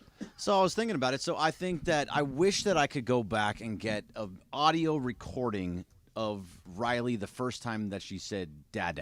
Yo, sure. That's a great one. I would love to have that and just have it just stored in my phone or something where I can just listen to it whenever. Because her voice was just so little and cute. It'd be, Brian, how about you? Thinking about it, probably like a 14-year-old winning like a district tournament champion for baseball. We got like a bunch of flags and everything like that. I don't know what happened to it. No, but that would be cool to have just to reminisce all my buddies that I'm still friends with. But that, and by the way, Nance lives now at Pebble Beach. He lives above the 7th hole. Wow. And that's his home office. That's right impressive. there. He has a golf hole in his backyard. He has one hole. Yeah. But it's in his backyard, and then it overlooks the whole golf course. That's cool. So I was sort of in a related story. It's the 2-year anniversary today of the Rams winning the Super Bowl. Wow. No kidding. Yeah, 2 years ago today. And I just went through a bunch of pictures. Honestly, it was one of the happiest days of my whole life. It was just amazing that day. I would love to live that day again. I even did pregame on Channel 11 with Danny Trejo on that day, which was super cool because he's a huge Rams fan and an LA icon. So I'll tell you a quick story. When my mom, she's going to kill me for giving her age, but when my mom turned 80, which was a few years ago, I said, "What do you want to do?" And she said, "I don't want to do anything." I go, "That's not good enough." Yeah, right. And I said, "What have you never done that you really want to do?" She goes, "I really want to go play Pebble Beach." She'd never played the golf course at Pebble Beach. I said, "Okay, I'm going to set that up." We flew up there on a Monday, and I took her to dinner on Monday night, and then the next day, Tuesday, we went and played. And the most famous hole at Pebble Beach is the 17th hole. It's a par 3. Tom Watson chipped in for there to win the Open in '82. Gary, every famous thing that's happened at Pebble Beach happened on the 17th hole. She just happened to play that hole perfectly and got a 3. So this picture is up on the wall in my house. Mace, look at this. That's the day my mom got a 3 on the 17th hole at Pebble that's Beach. Fantastic. The caddy goes, you got to go stand over there in front of the green and take that picture. And so that's very cool. Right. That's a great picture. You've got it. I know it's up in her. If you walk into her house, it's up, and you walk into the entryway. I think that Nance story serves to remind you, if you have a moment that you know is going to be a seminal moment in your life, think about it, because whoever got him that phone did a really that's cool amazing. thing. Yeah, that they did it. Yeah, That good is for him. Now I remember something very, very, it's very close to my heart. Okay. We used to do a Fiesta Lakers. Sure, it's a huge way back. turnout every year, yeah. I remember that. And Kobe came to the first Fiesta Lakers. My wife was still alive. She went with me, and we were right there. My wife was very shy. Right. And Robert Lara was there. And this is your wife who's no longer with us, right? Yeah. Okay. Yes. So we're there, and then Robert turns around. Kobe's here. Robert's head of security for the Lakers. And says, does your wife wants to take a picture with Kobe? Oh, good. So my wife, what is she going to say? She's shy, but Kobe's there and all that. And this is the beginning of Kobe, okay? Yeah. But he was already Kobe. So they took the picture, and then when my wife passed, I asked Robert, my wife was no longer alive. I asked Robert, I said, can you have Kobe sign this for me, please, because of this and that? And then Kobe signed it, and I remember because when you come into the house, the photo is right there. Yeah, that's perfect. That's very cool. Very cool. All right, so hang on to your stuff, people. Yes. All right, coming up next, how much do you trust Rotten Tomato scores? And on top of that, Twitter now has a few companies trying to take it down. You know about this? No. We'll talk about it coming up next. Mason in Ireland. Also, Potpourri of Lies is about half a half hour away. Yeah. And don't forget, BB Go Fifth Row Fridays. Something we say on the show today is going to be on the quiz On Friday at 3:30, your chance to be in the 5th row for Lakers Nuggets at Crypto.com Arena. Pay attention to everything we say, write down some notes, and Friday you'll be ready to win. BBGO, the official game day snack of the Los Angeles Lakers. Mason in Ireland, 710 ESPN. All right, if you're active, if you get out, if you ride bikes, you work out, you play golf, you play tennis, you play pickup basketball, you work out, chances are the older you get, the more sore you get. That's why you need iSpod Active. Go to this website, iSpodActive.com, ICEBOD active.com.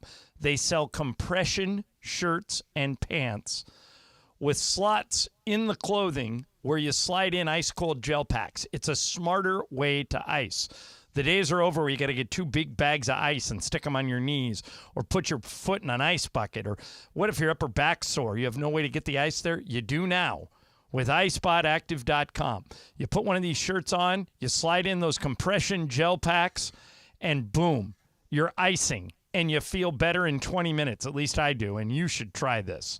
It saves you money, it saves you time, and the best thing is you can go about your day. You don't have to sit there and lumber around with ice tied to you. These shirts and pants go where you go. It lets you stay active. Go to that website, iSpotActive.com. You'll see my buddy James Worthy on there doing a testimonial. You'll see a doctor explaining how it works.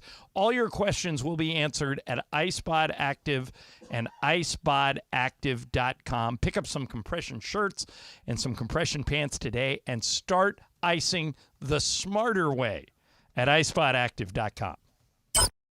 All right, guys, it's officially back. 5th Row Fridays presented by BBGO. That's the official game day snack of the Lakers, by the way. And this is the best thing we give away. 5th row seats to a Laker game. How many times do people come up to us and say, hey, give me Laker tickets? Yes. We don't have them. I don't even have them, but you can win them if you listen every day. And these seats are better than the seats that you and Michael have, right? 15 rows better. Yeah. Michael and I are like row 20. So here's how you win. You listen every day to all the shows and take notes. If you can answer 5 questions about what happened on the show that day, you're eligible to win. And don't forget, on Fridays, your chance to call in all 5 right answers, and you are in the 5th row at Crypto.com Arena for a Lakers game. For free!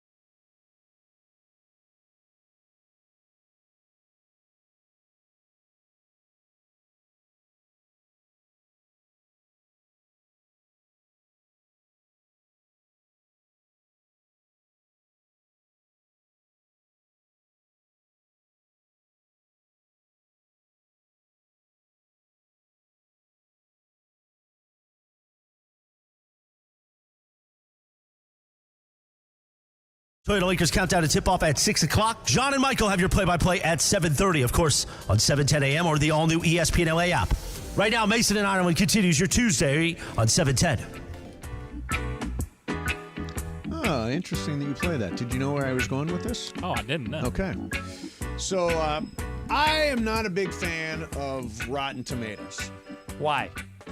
Because I oftentimes will have a completely different reaction than the so-called critics have. Well, you can look at the critic score or the audience score. Right. Yeah. So the Bob Marley movie is coming out tomorrow. Okay. 37% on Rotten Tomatoes. Critics. Critics. Now, I'm going anyway. I am absolutely going to. You could make it 0%, and I would still. Does it have an audience score yet? Does not have an audience score yet because it hasn't been in theaters yet. Okay. But I'm going to see it no matter what. Bergman, you hate Rotten Tomatoes, right? Rotten Tomatoes is stupid. I think most of it is actually just paid for. I don't think it's real. Yeah. If all of it, I'll go with the audience score over the critic score. But still, I think it's all nonsense. I think the audience score is almost always higher. Yes. The audience almost likes movies way more than critics. Pepe, you see a lot of movies. Do you ever look at the Rotten Tomatoes score? I look at it, but I don't believe it. Yeah. For the same reason, because remember what Burt Reynolds said about the critics, the movie critics? No, what did he say? He said, what do they know? They never acted. Yeah, it's true. It's true. And no, I don't. I'm going to see I'm going to see the I'm Marley going to see the movie That regardless. Kingsley Whenever I want to Ben-Adair see a looks movie, great. I don't care what they Me say. too. I want to see a Bob Marley biopic. All right, so Ireland. Is this it biopic or biopic? Bio. I think it's biopic. No, it's not. I've heard both. I think it is biopic. It's officially biopic. It No, depends I think on it's what officially side of the biopic. road are you. How do What do you mean? It depends what side of the road you road? are. And If what the you're hell on does that this mean? side, is what you said. If you're on that side, is just this side of the glass versus. It's definitely biopic. No, it's not. Correct that. I've heard biopic, but I've heard biopic too. Biopic is not a thing. Tomato, Biopic is a tomato.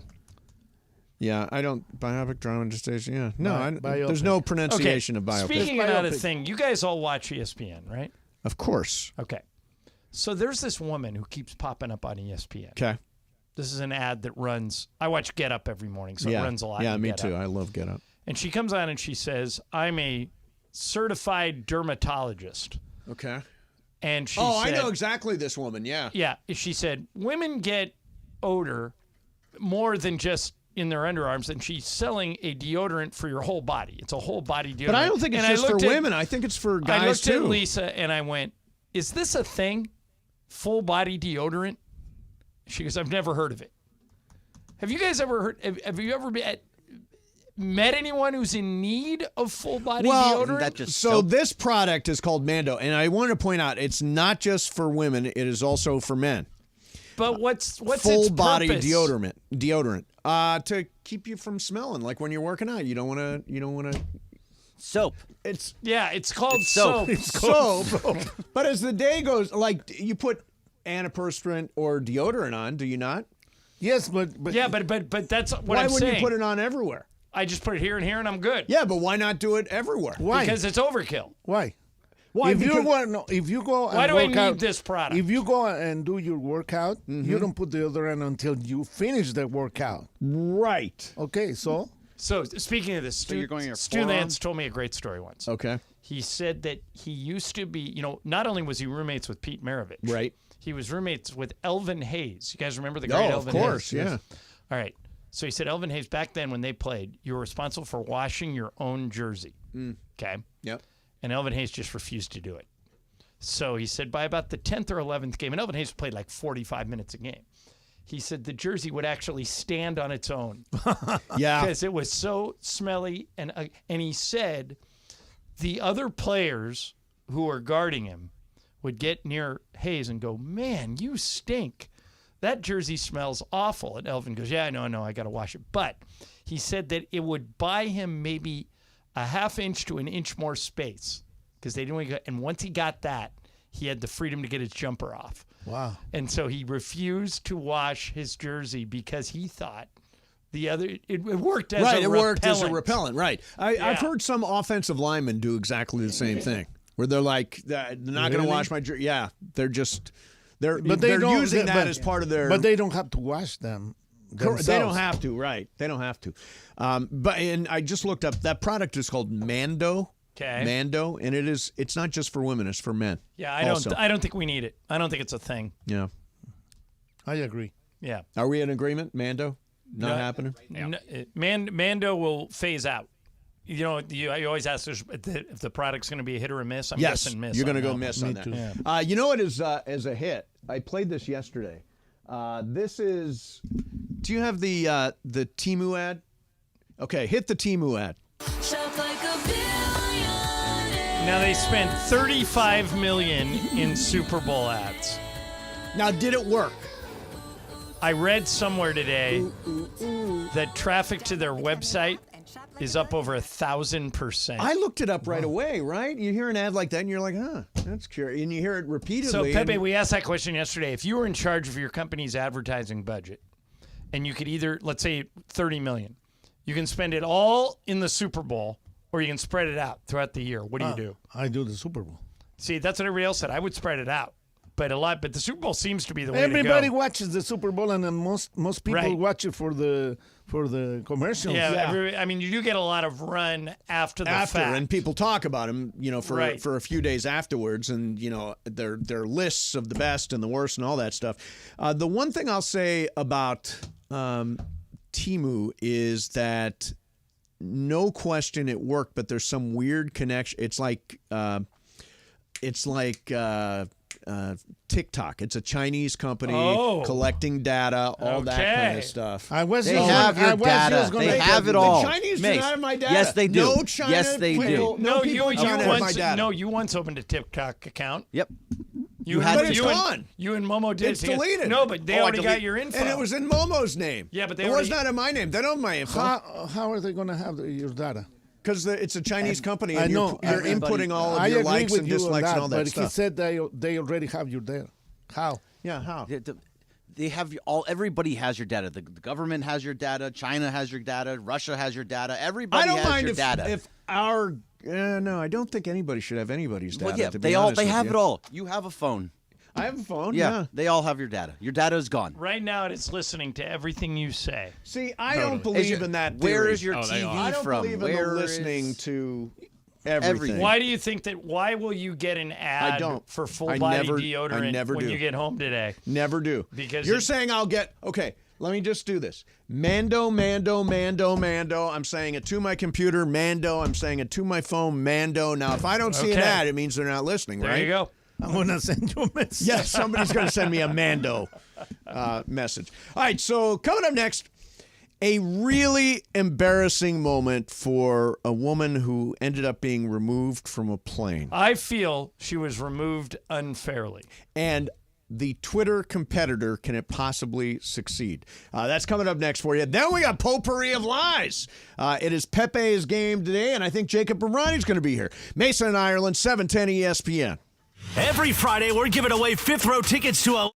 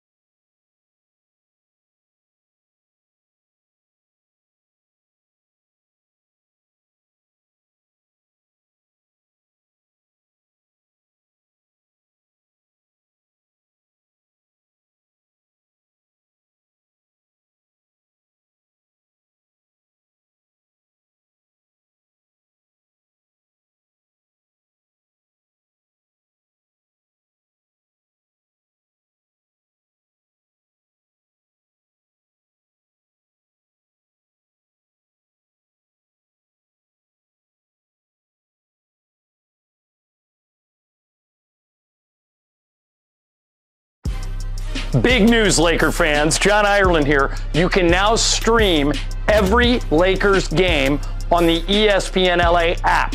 Don't miss a second of the action with Michael Thompson and I on the call. Plus, all your live and local Lakers talk every day in the palm of your hand. You're one tap away from everything Lakers. You could even win Lakers tickets. Download the ESPN LA app and bam! Download the ESPN LA app at the App Store and Google Play.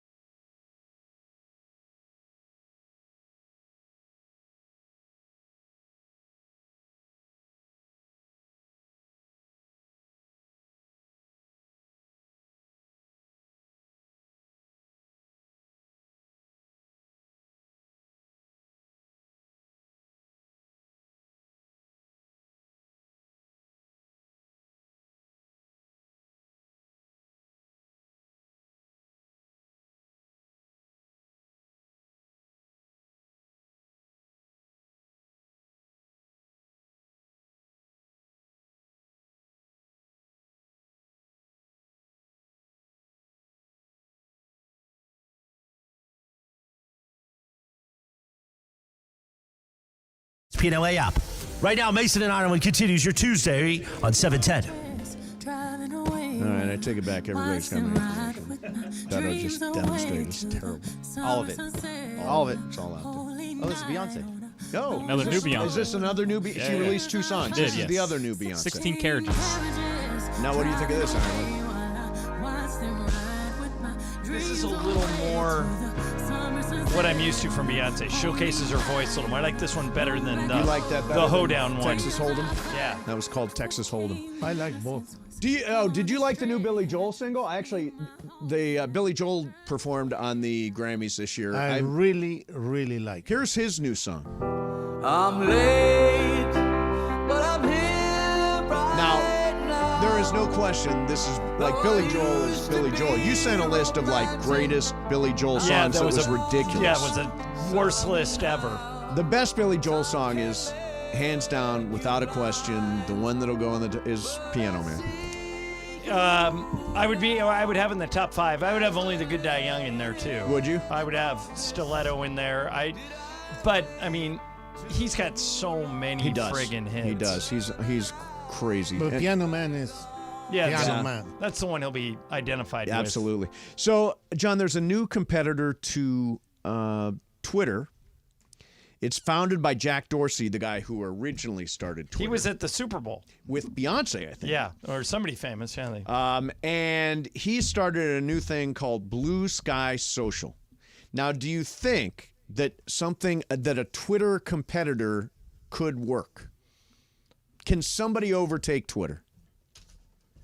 Well, Truth Social is like the ultra right-wing conservative Twitter, right? Yes. And this is going to be called Blue Sky. Blue Sky. I think I already I think I already signed up for Blue Sky. It's been around for about 6 well, to 8 no, months. it was testing. It just went public this week. Oh, did it? It was around. It was invitation only for about the first 2 years, and now they've got moderators and all that stuff going on. But they don't charge you for it, right? They do not. It is free. It is a free service. So here's what it reminds me of. After ESPN kind of got its foothold in as the 24-hour sports network, Fox came along and said, we're going to build competitors to ESPN. And we're going to do talking head shows like ESPN. And we're going to do games like ESPN. Fox has made some inroads. Yeah, but they have.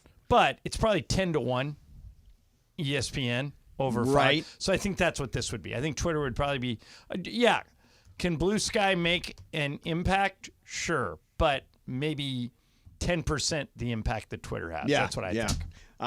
And by the way, I think there's a distinction too between Twitter, like people yelling at each other about politics, and sports Twitter.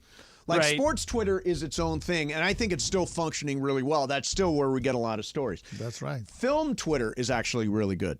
People that talk about movies and pop culture. What's ugly and mean is all the political stuff on Twitter. And the lies. Oh, and the lies, like Yes. your potpourri. Coming Just up like in your potpourri. coming up in 7 minutes. So, Ireland, you pulled this story about a woman who was removed from a plane. Yeah, I think unfairly. What do you think? I think it is obviously So Pepe, embarrassing. we'll let you decide. So she has a suitcase. Yep. And she puts it under the seat in front of her, and something inside the suitcase is rattling. And they came to her and they Buzzing. buzzing, and they said, "We need you to get that suitcase, get off the plane, and go out to the thing and open your suitcase and show us what's making that noise." And it was a sex toy. Mm-hmm. So it was highly embarrassing for that girl. But why did they make her get off the plane? Well, apparently, if I read deeper into the story, she actually had to take the batteries out of her sex toy. Yeah. And she was allowed to, once the batteries were out and it stopped buzzing, she was allowed to get back onto the plane. Well, you know why? Because you don't. It could be. It could be a something bomb. serious, yeah. Right. No, if you have something buzzing on the plane, I can see why somebody would say, "Hey, Of wait a course. minute, what is that?" We're This on is an not the airplane." first time that happened. When I was working for the airlines, Oh, that's right. You used to work for an airline. a bag came down the belt, and Yep. I was the supervisor. They called me and they said, "There's something." Sex weird." toy. There was a sex something's up toy. with There this was a bag. sex It toy. was a sex toy. back in so many years back. Yeah, they're still around. Yeah, they're still around. I know. See, I think the stigma around sex toys is probably over. No big deal. I don't think is anything a big deal anymore. Like, Well, yeah, if you had a firearm, that'd be a big well, deal. no, but I'm saying in that category of It is a big deal to have a bag that is making a funny that's noise vibrating. on the plane. Yeah, no, that the is- vibrating bag set off a You red cannot flag. do that. You don't want to be in that fly. Absolutely not. All right, so what were you going to say, Bergman? I wasn't saying anything. Oh, okay. You look like you wanted to say something. Yeah. No, I agree with John. I don't think there's a lot of stigma behind anything that's sex related anymore. Yeah, I mean anything that's sex related. I mean, you could buy anything on Amazon. Yeah, correct. I mean, come correct. All right, so potpourri of lies. Jacob Ramani's going to be here. I don't think Jacob has ever been for potpourri of lies. Yeah, but Jacob is developing a pattern. Yeah. He's you know what he is? You know who Jacob is? Kyle Shanahan. Yep. He's Kyle Shanahan. Yep. He gets to the big game. And then he it's blows it. really close. And at the end, someone yanks the rug out from under him. Maybe Jacob, this is your day. He doesn't Maybe play this is well your from day. ahead. All right, so Jacob Marani is going to be in here next. It's Potpourri of Lies with Pepe Mantilla. Really excited to be playing in the LA Poker Classic. It's coming up, I think, a week from Saturday. I'm playing at Commerce Casino and Hotel, and that's my poker room. I love my new partnership with Commerce Casino. It's perfect for me because I play a lot of poker, and I only play at Commerce. So if you played there, you know it is the biggest and the best poker room in SoCal. It's legit the biggest poker room in the world. You can find every game you want, limit hold'em, no limit hold'em.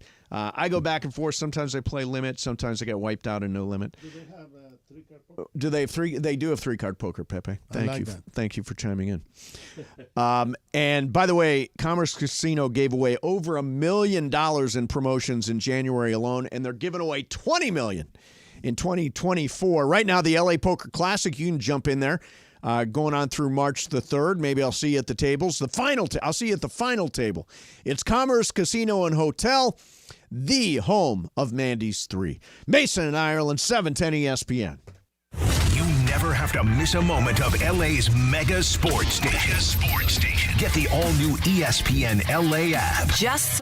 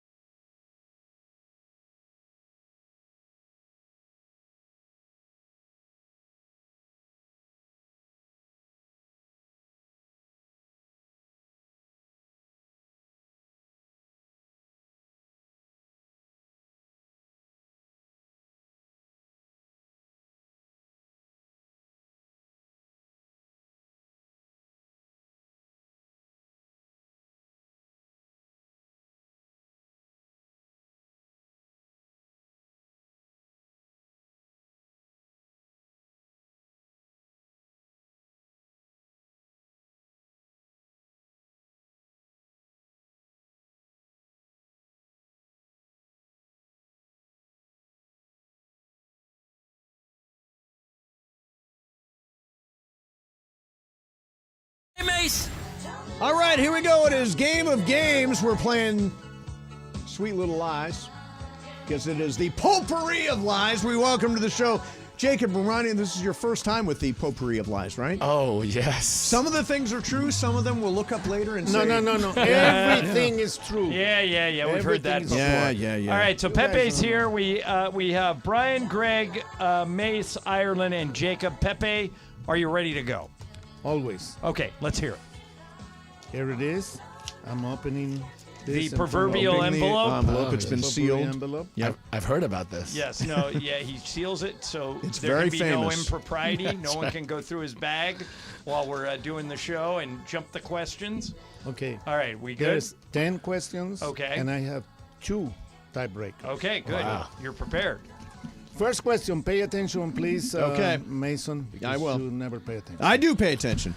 Your name is Pepe, right? Who sang Johnny Angel? Mm-hmm. Nanette Favre, Valerie Jones, or Shelley Fabares? By the way, it's Shelley Fabre, but Shelley Fabares Fabre. is fine. Okay, well, okay. Did you understand? Yeah. Totally. I didn't. Well, Brian, A, B, or C? Let's go C. Shelley Fabre. Greg. I don't know any of the people that you just said. I'm going to say B. Who's B, Pepe?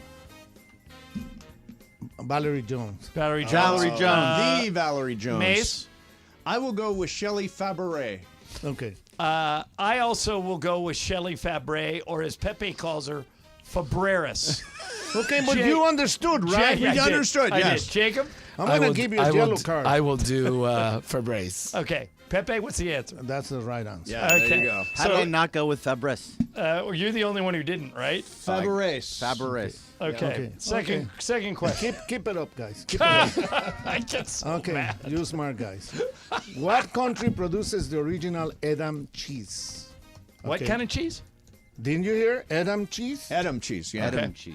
Okay. Switzerland, Netherlands, or Denmark? Yeah. Greg, Switzerland, Netherlands, or Denmark? For Well, Edam cheese. Edam cheese is Edam cheese. obviously from I love Denmark. that. I put that on my nachos this weekend. I The mean, Edam I cheese. love the Edam cheese. Mace? I'm going. I believe the Danish make that. I'll go Denmark. I don't know any better, so I will just go with the crowd and say Denmark. Jacob? I don't know what type of cheese. Edam? Edam cheese. Okay. I will go with You A can as go well. Switzerland? I will go with A. You're going Switzerland? Yeah, I'm going Okay. Switzerland as well. All right. So Well, you guys don't know anything because it's Netherlands. it was right geez. there That for us. damn we Dutch had it. We cheese. missed That it. was Oh, damn. Netherlands. How could they? All right, You Pepe. should know that. Yeah, Question 3. I'm sure you ate that cheese before. Everybody, I mean, didn't you eat that cheese before? Okay. Well, so how do you Not spell only Edam? have we not eaten it, we've never heard of Oh, it. well, that's Is it not like my fault. I mean, EDM? I didn't say it was your fault. yeah, no. Okay. Number 3. Okay. No, whatever. you're rolling This- now. this- Keep rolling. This you guys should know. Okay. Oh, it's the one with the red around it. Who was the first president born in a hospital? Ooh. Okay. Eisenhower, Carter, or Truman? Mace, Eisenhower, Carter, or Truman? I will go Truman. I'm gonna go Ike Eisenhower. Jacob. I'll go Eisenhower. Brian. Let's go Truman. Greg. I like Ike. Who is it, Bebe? You guys, Carter. Oh, wow. Oh, because he's like 100 years old. He was born in a hospital. He was the first president to be born in a hospital. That's what it says. I thought Eisenhower might have been Look born it in up. a Look it military up. hospital. But We okay. believe All it. right. We believe it. By the Okay. way, the game is very close. Everyone has one except for Greg. By the way, Edam, it says that the taste of an Edam cheese is nutty. Yeah, There it's you go. nutty. And you know who loved it? Ike. Ike loved Edam cheese. So did Momo. All right. Pepe, I hope you lose. question 4. Okay. You like gambling, right? So I love gambling. who invented the roulette wheel? Blaise Pascal, Howard Ferris, or Mario Ambrosini? What's the first one? Blaise Pascal, Howard Ferris, or Mario Ambrosini? Well, I think Ferris, you're trying to trick us. Yeah. So I'm going A. I'm going Pascal.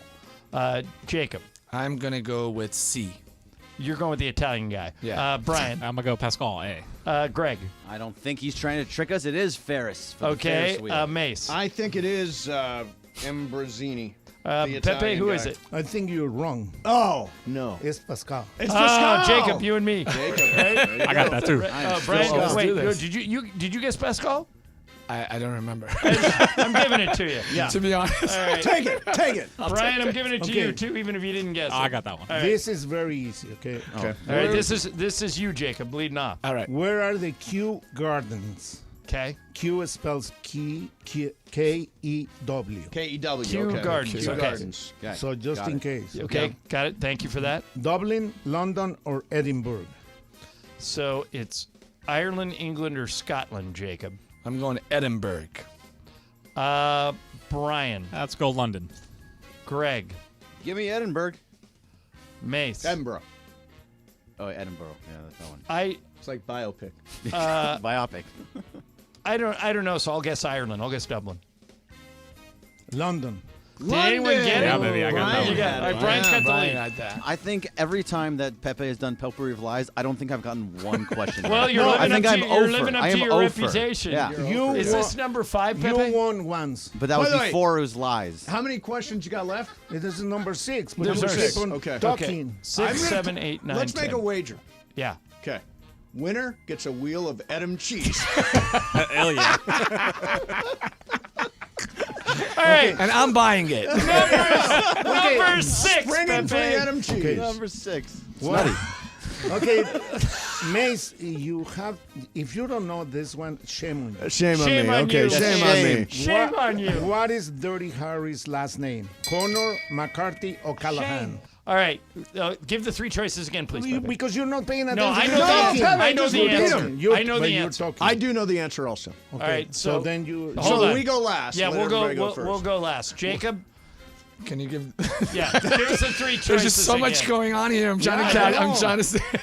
Yeah, go ahead. What Pepe. is Dirty Harry's Harry's last last name? name. Last name. Connor, McCarthy, or Callahan? Connor, McCarthy, or Callahan? I'm going with Jacob? Callahan. Okay, Brian.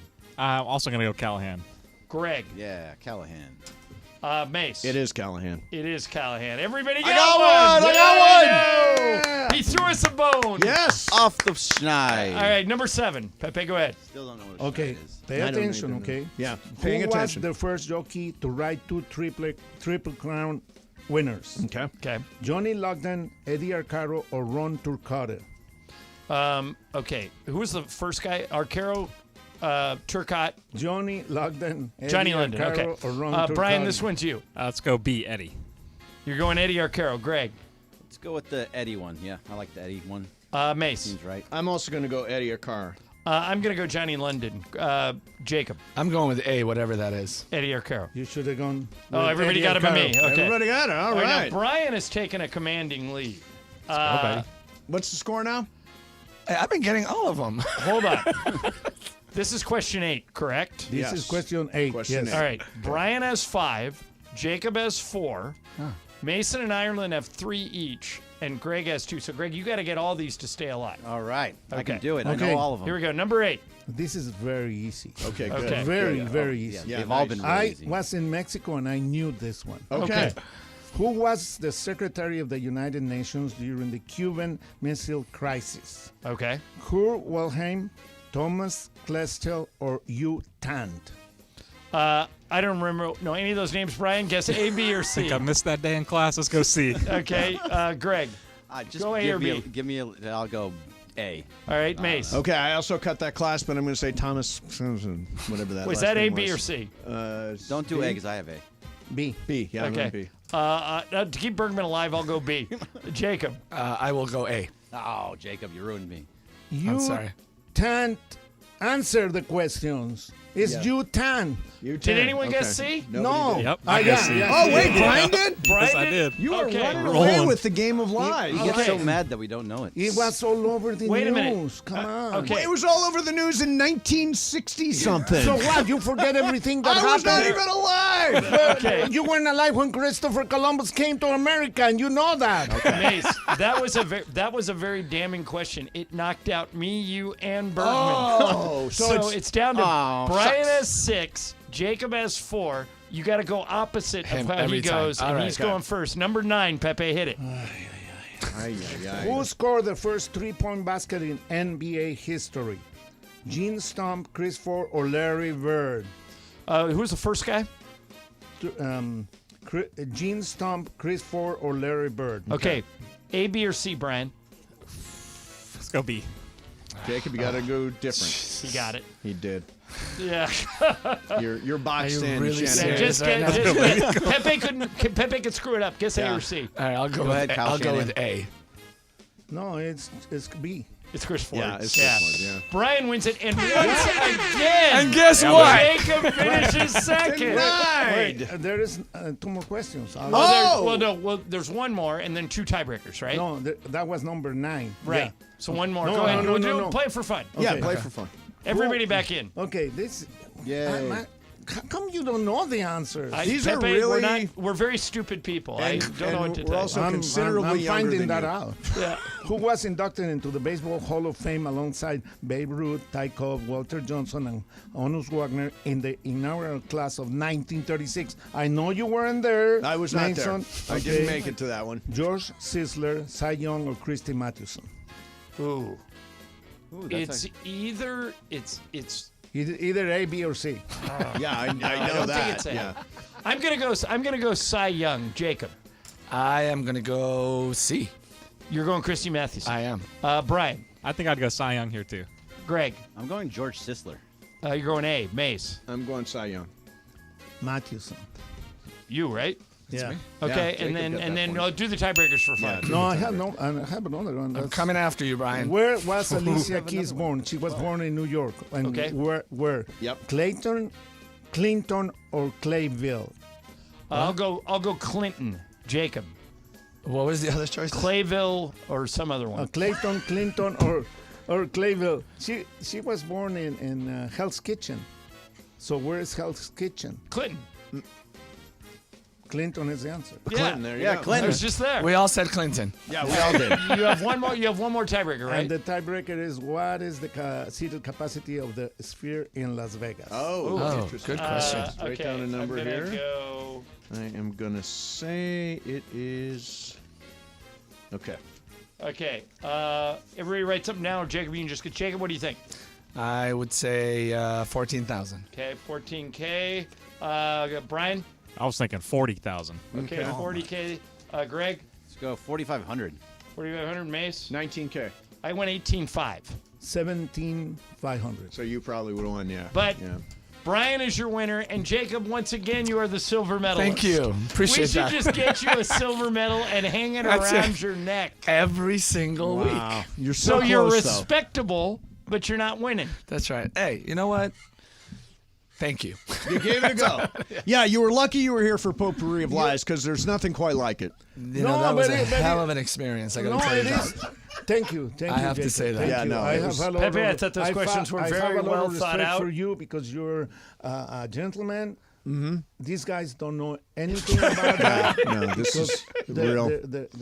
They're not.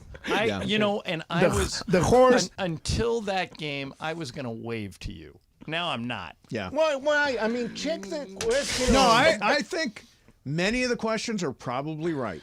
What do you mean many? All of the questions are right. I check every question 10 Then times. why is it called the Potpourri of Lies? No, Mace. If you remember, you probably don't remember, but I mean, this is a big deal, the Cuban thing, and Yeah. everybody was talking Yes, about you're right. Utah. Yeah, no, I remember it. I saw Utah last week. I thought he looked great. Yeah, it's an honor to play this game next put on week. a little bit That's of been weight. my win. Thank Yeah, you. Utah put on a little bit of weight. You can't say anything. You guys You know why? nothing. Because he ate too much Edam cheese. These guys are on a roll. You know who his girlfriend was? Shelley Fabre.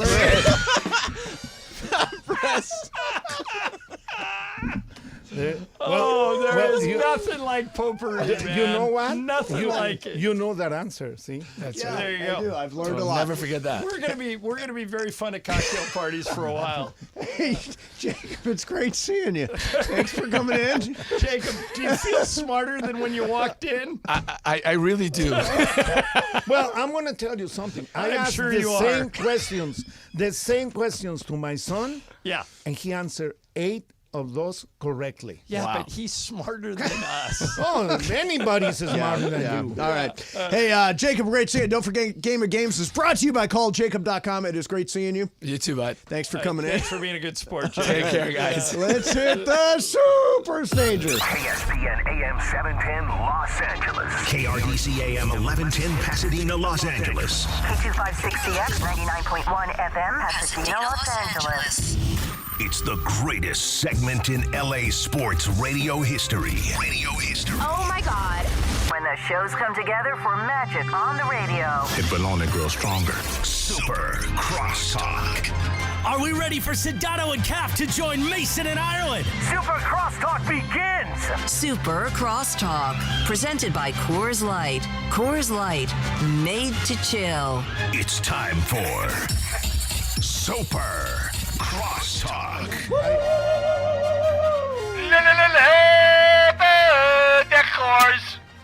The quarters. All right, guys. So I hear Cappy. Do we have the Sedano horse- too? Yes, I'm in San Francisco. Oh, nice, man. What's going on? By the way, do you guys not familiar with Edam cheese? It's basically like it's that cheese that's very orangey, wrapped in the red wrapping. It looks like Gouda, but it's not. Thank you. Okay, good to Thank know. you. See, Sorry you weren't See here what for Game of happened? Games. You See- could have elaborated No. on what Pepe was saying.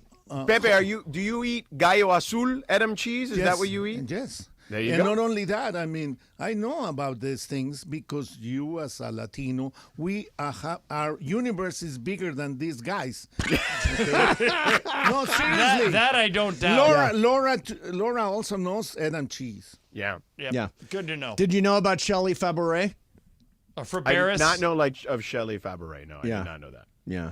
Well, we you had some good I learned so much from Potpourri of Lies. But you today. hear about Utan, right? Utan. Yeah, Utan, I will wait to never read up forget. more on Secretary Utan. General of the United Nations during the Cuban Missile Crisis, right? Utan. So, Yeah. George, From what Burma.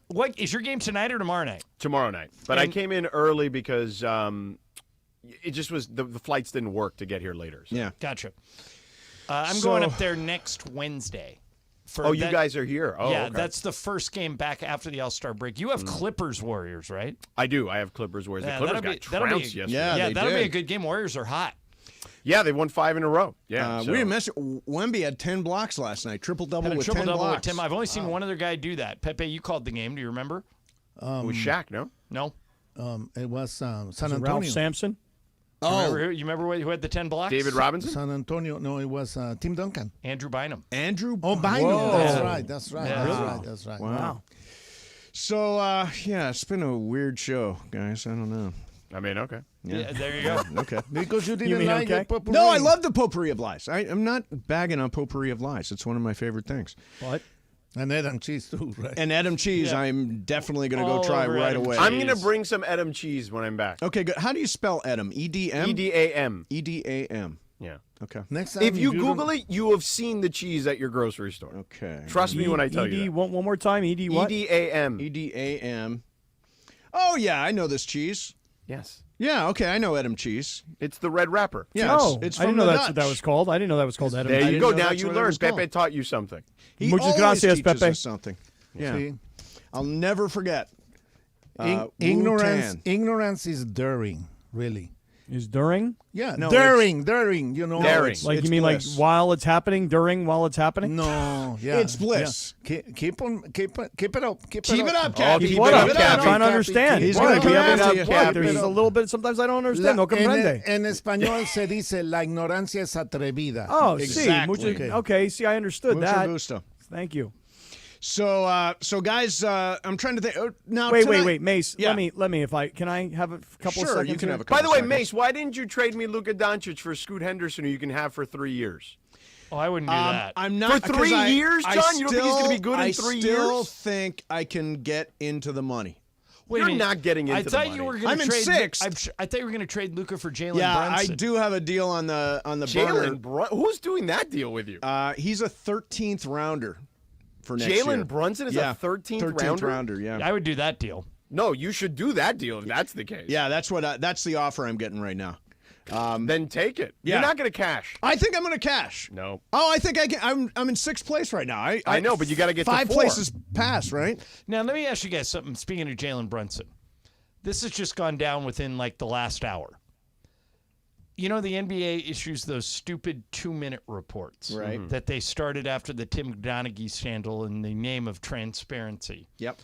So the 2-minute report came out last night, and there was a foul at the end of the Knicks-Rockets game. Yeah, I saw that. That was a bad call. Wasn't Yes. a foul.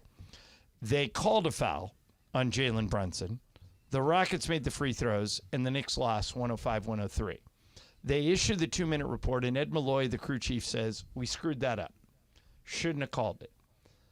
The Knicks today, about an hour ago, filed a protest saying that the end of that game should be replayed.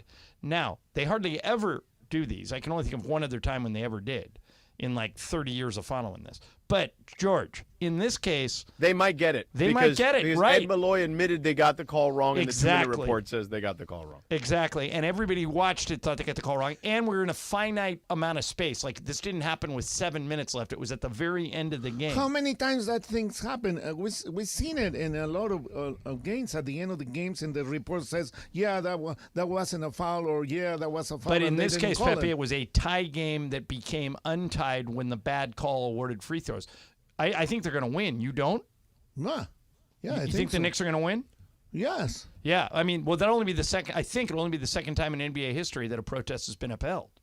So what would they do? Replay the game from that Yeah. moment? They'd take it up from that moment. Yeah. How much time was left? Seconds. Yeah. Hey, guys get stuff wrong. I mean, I know, right? I mean, this is the human error of sports. yeah, and I mean, they go to. I was listening to you guys. I do would the get game. rid of the 2-minute report. By the way, I was listening to Ireland and Michael do the game, and you guys always talk about the reviews and how long they take, and Michael knows the call right away, and then Michael waits, and you guys talk about how long, and then ultimately they make the call, and it's exactly what Michael said. All right, here's more from Woj.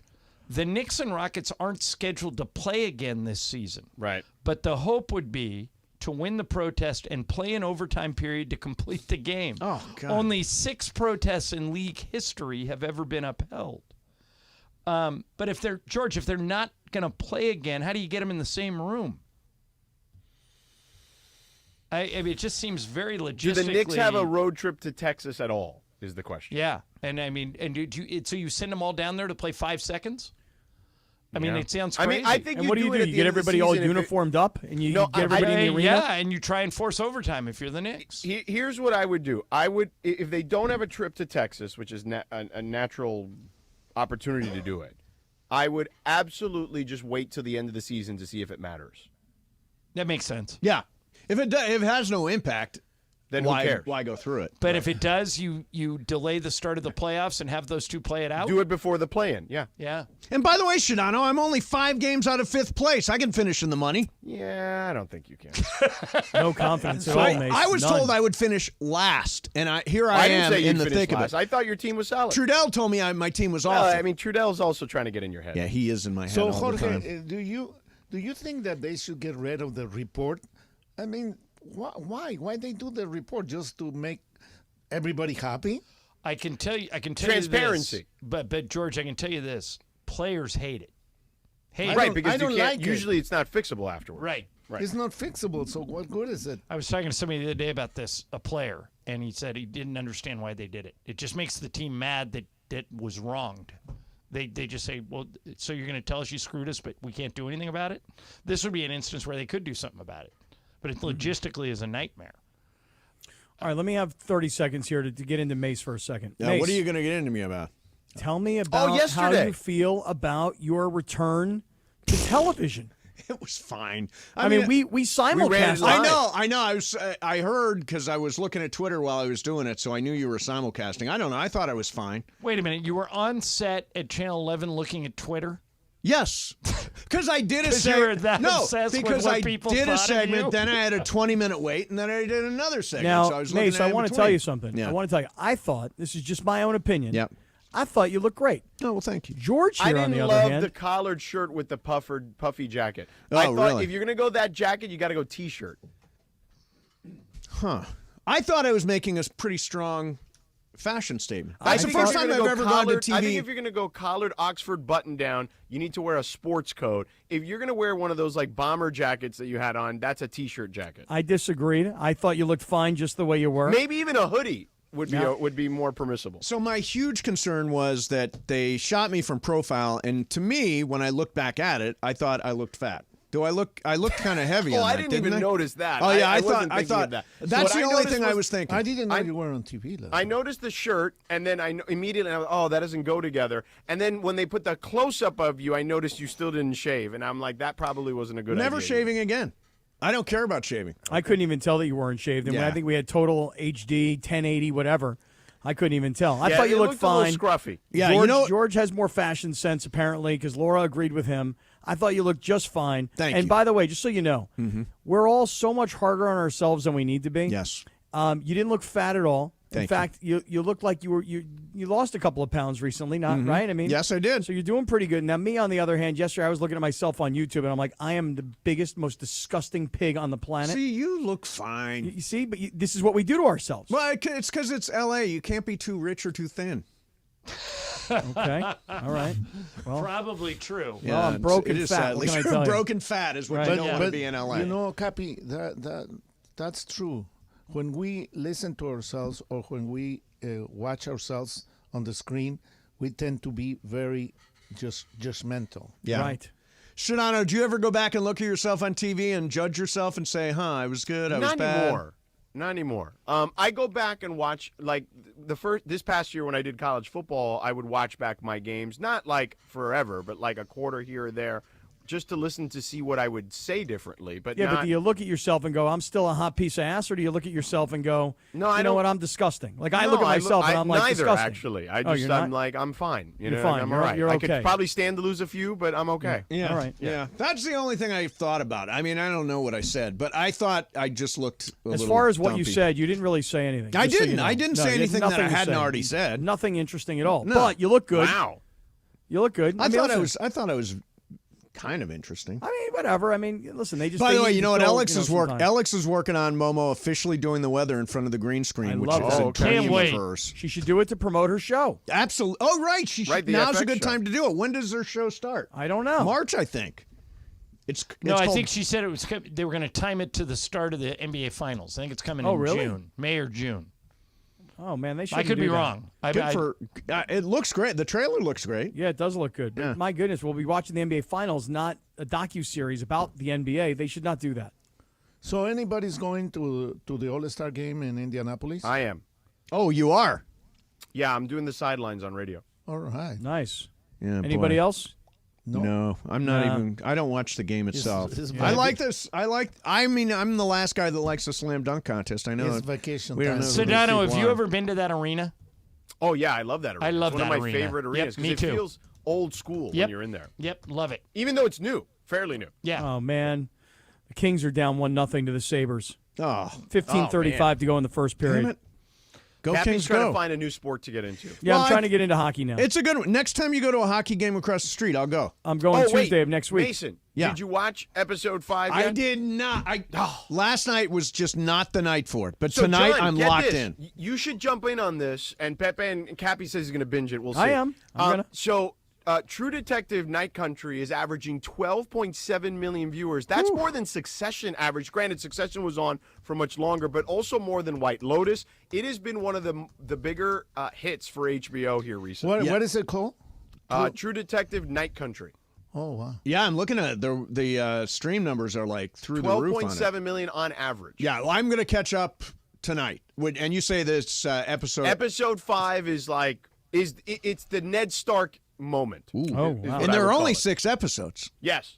See, But now I can binge. I didn't know that. It is Game of Thrones season 1, episode 9, but a different setting, basically. Got is it. The way I would describe Mace, it. Like, Tuesday of next week. Let's go. We're going to the Kings game. I'm in Tuesday next week. That's right. Let's do it. Let's do it. All right, that's it. We're Where are you back going? tomorrow.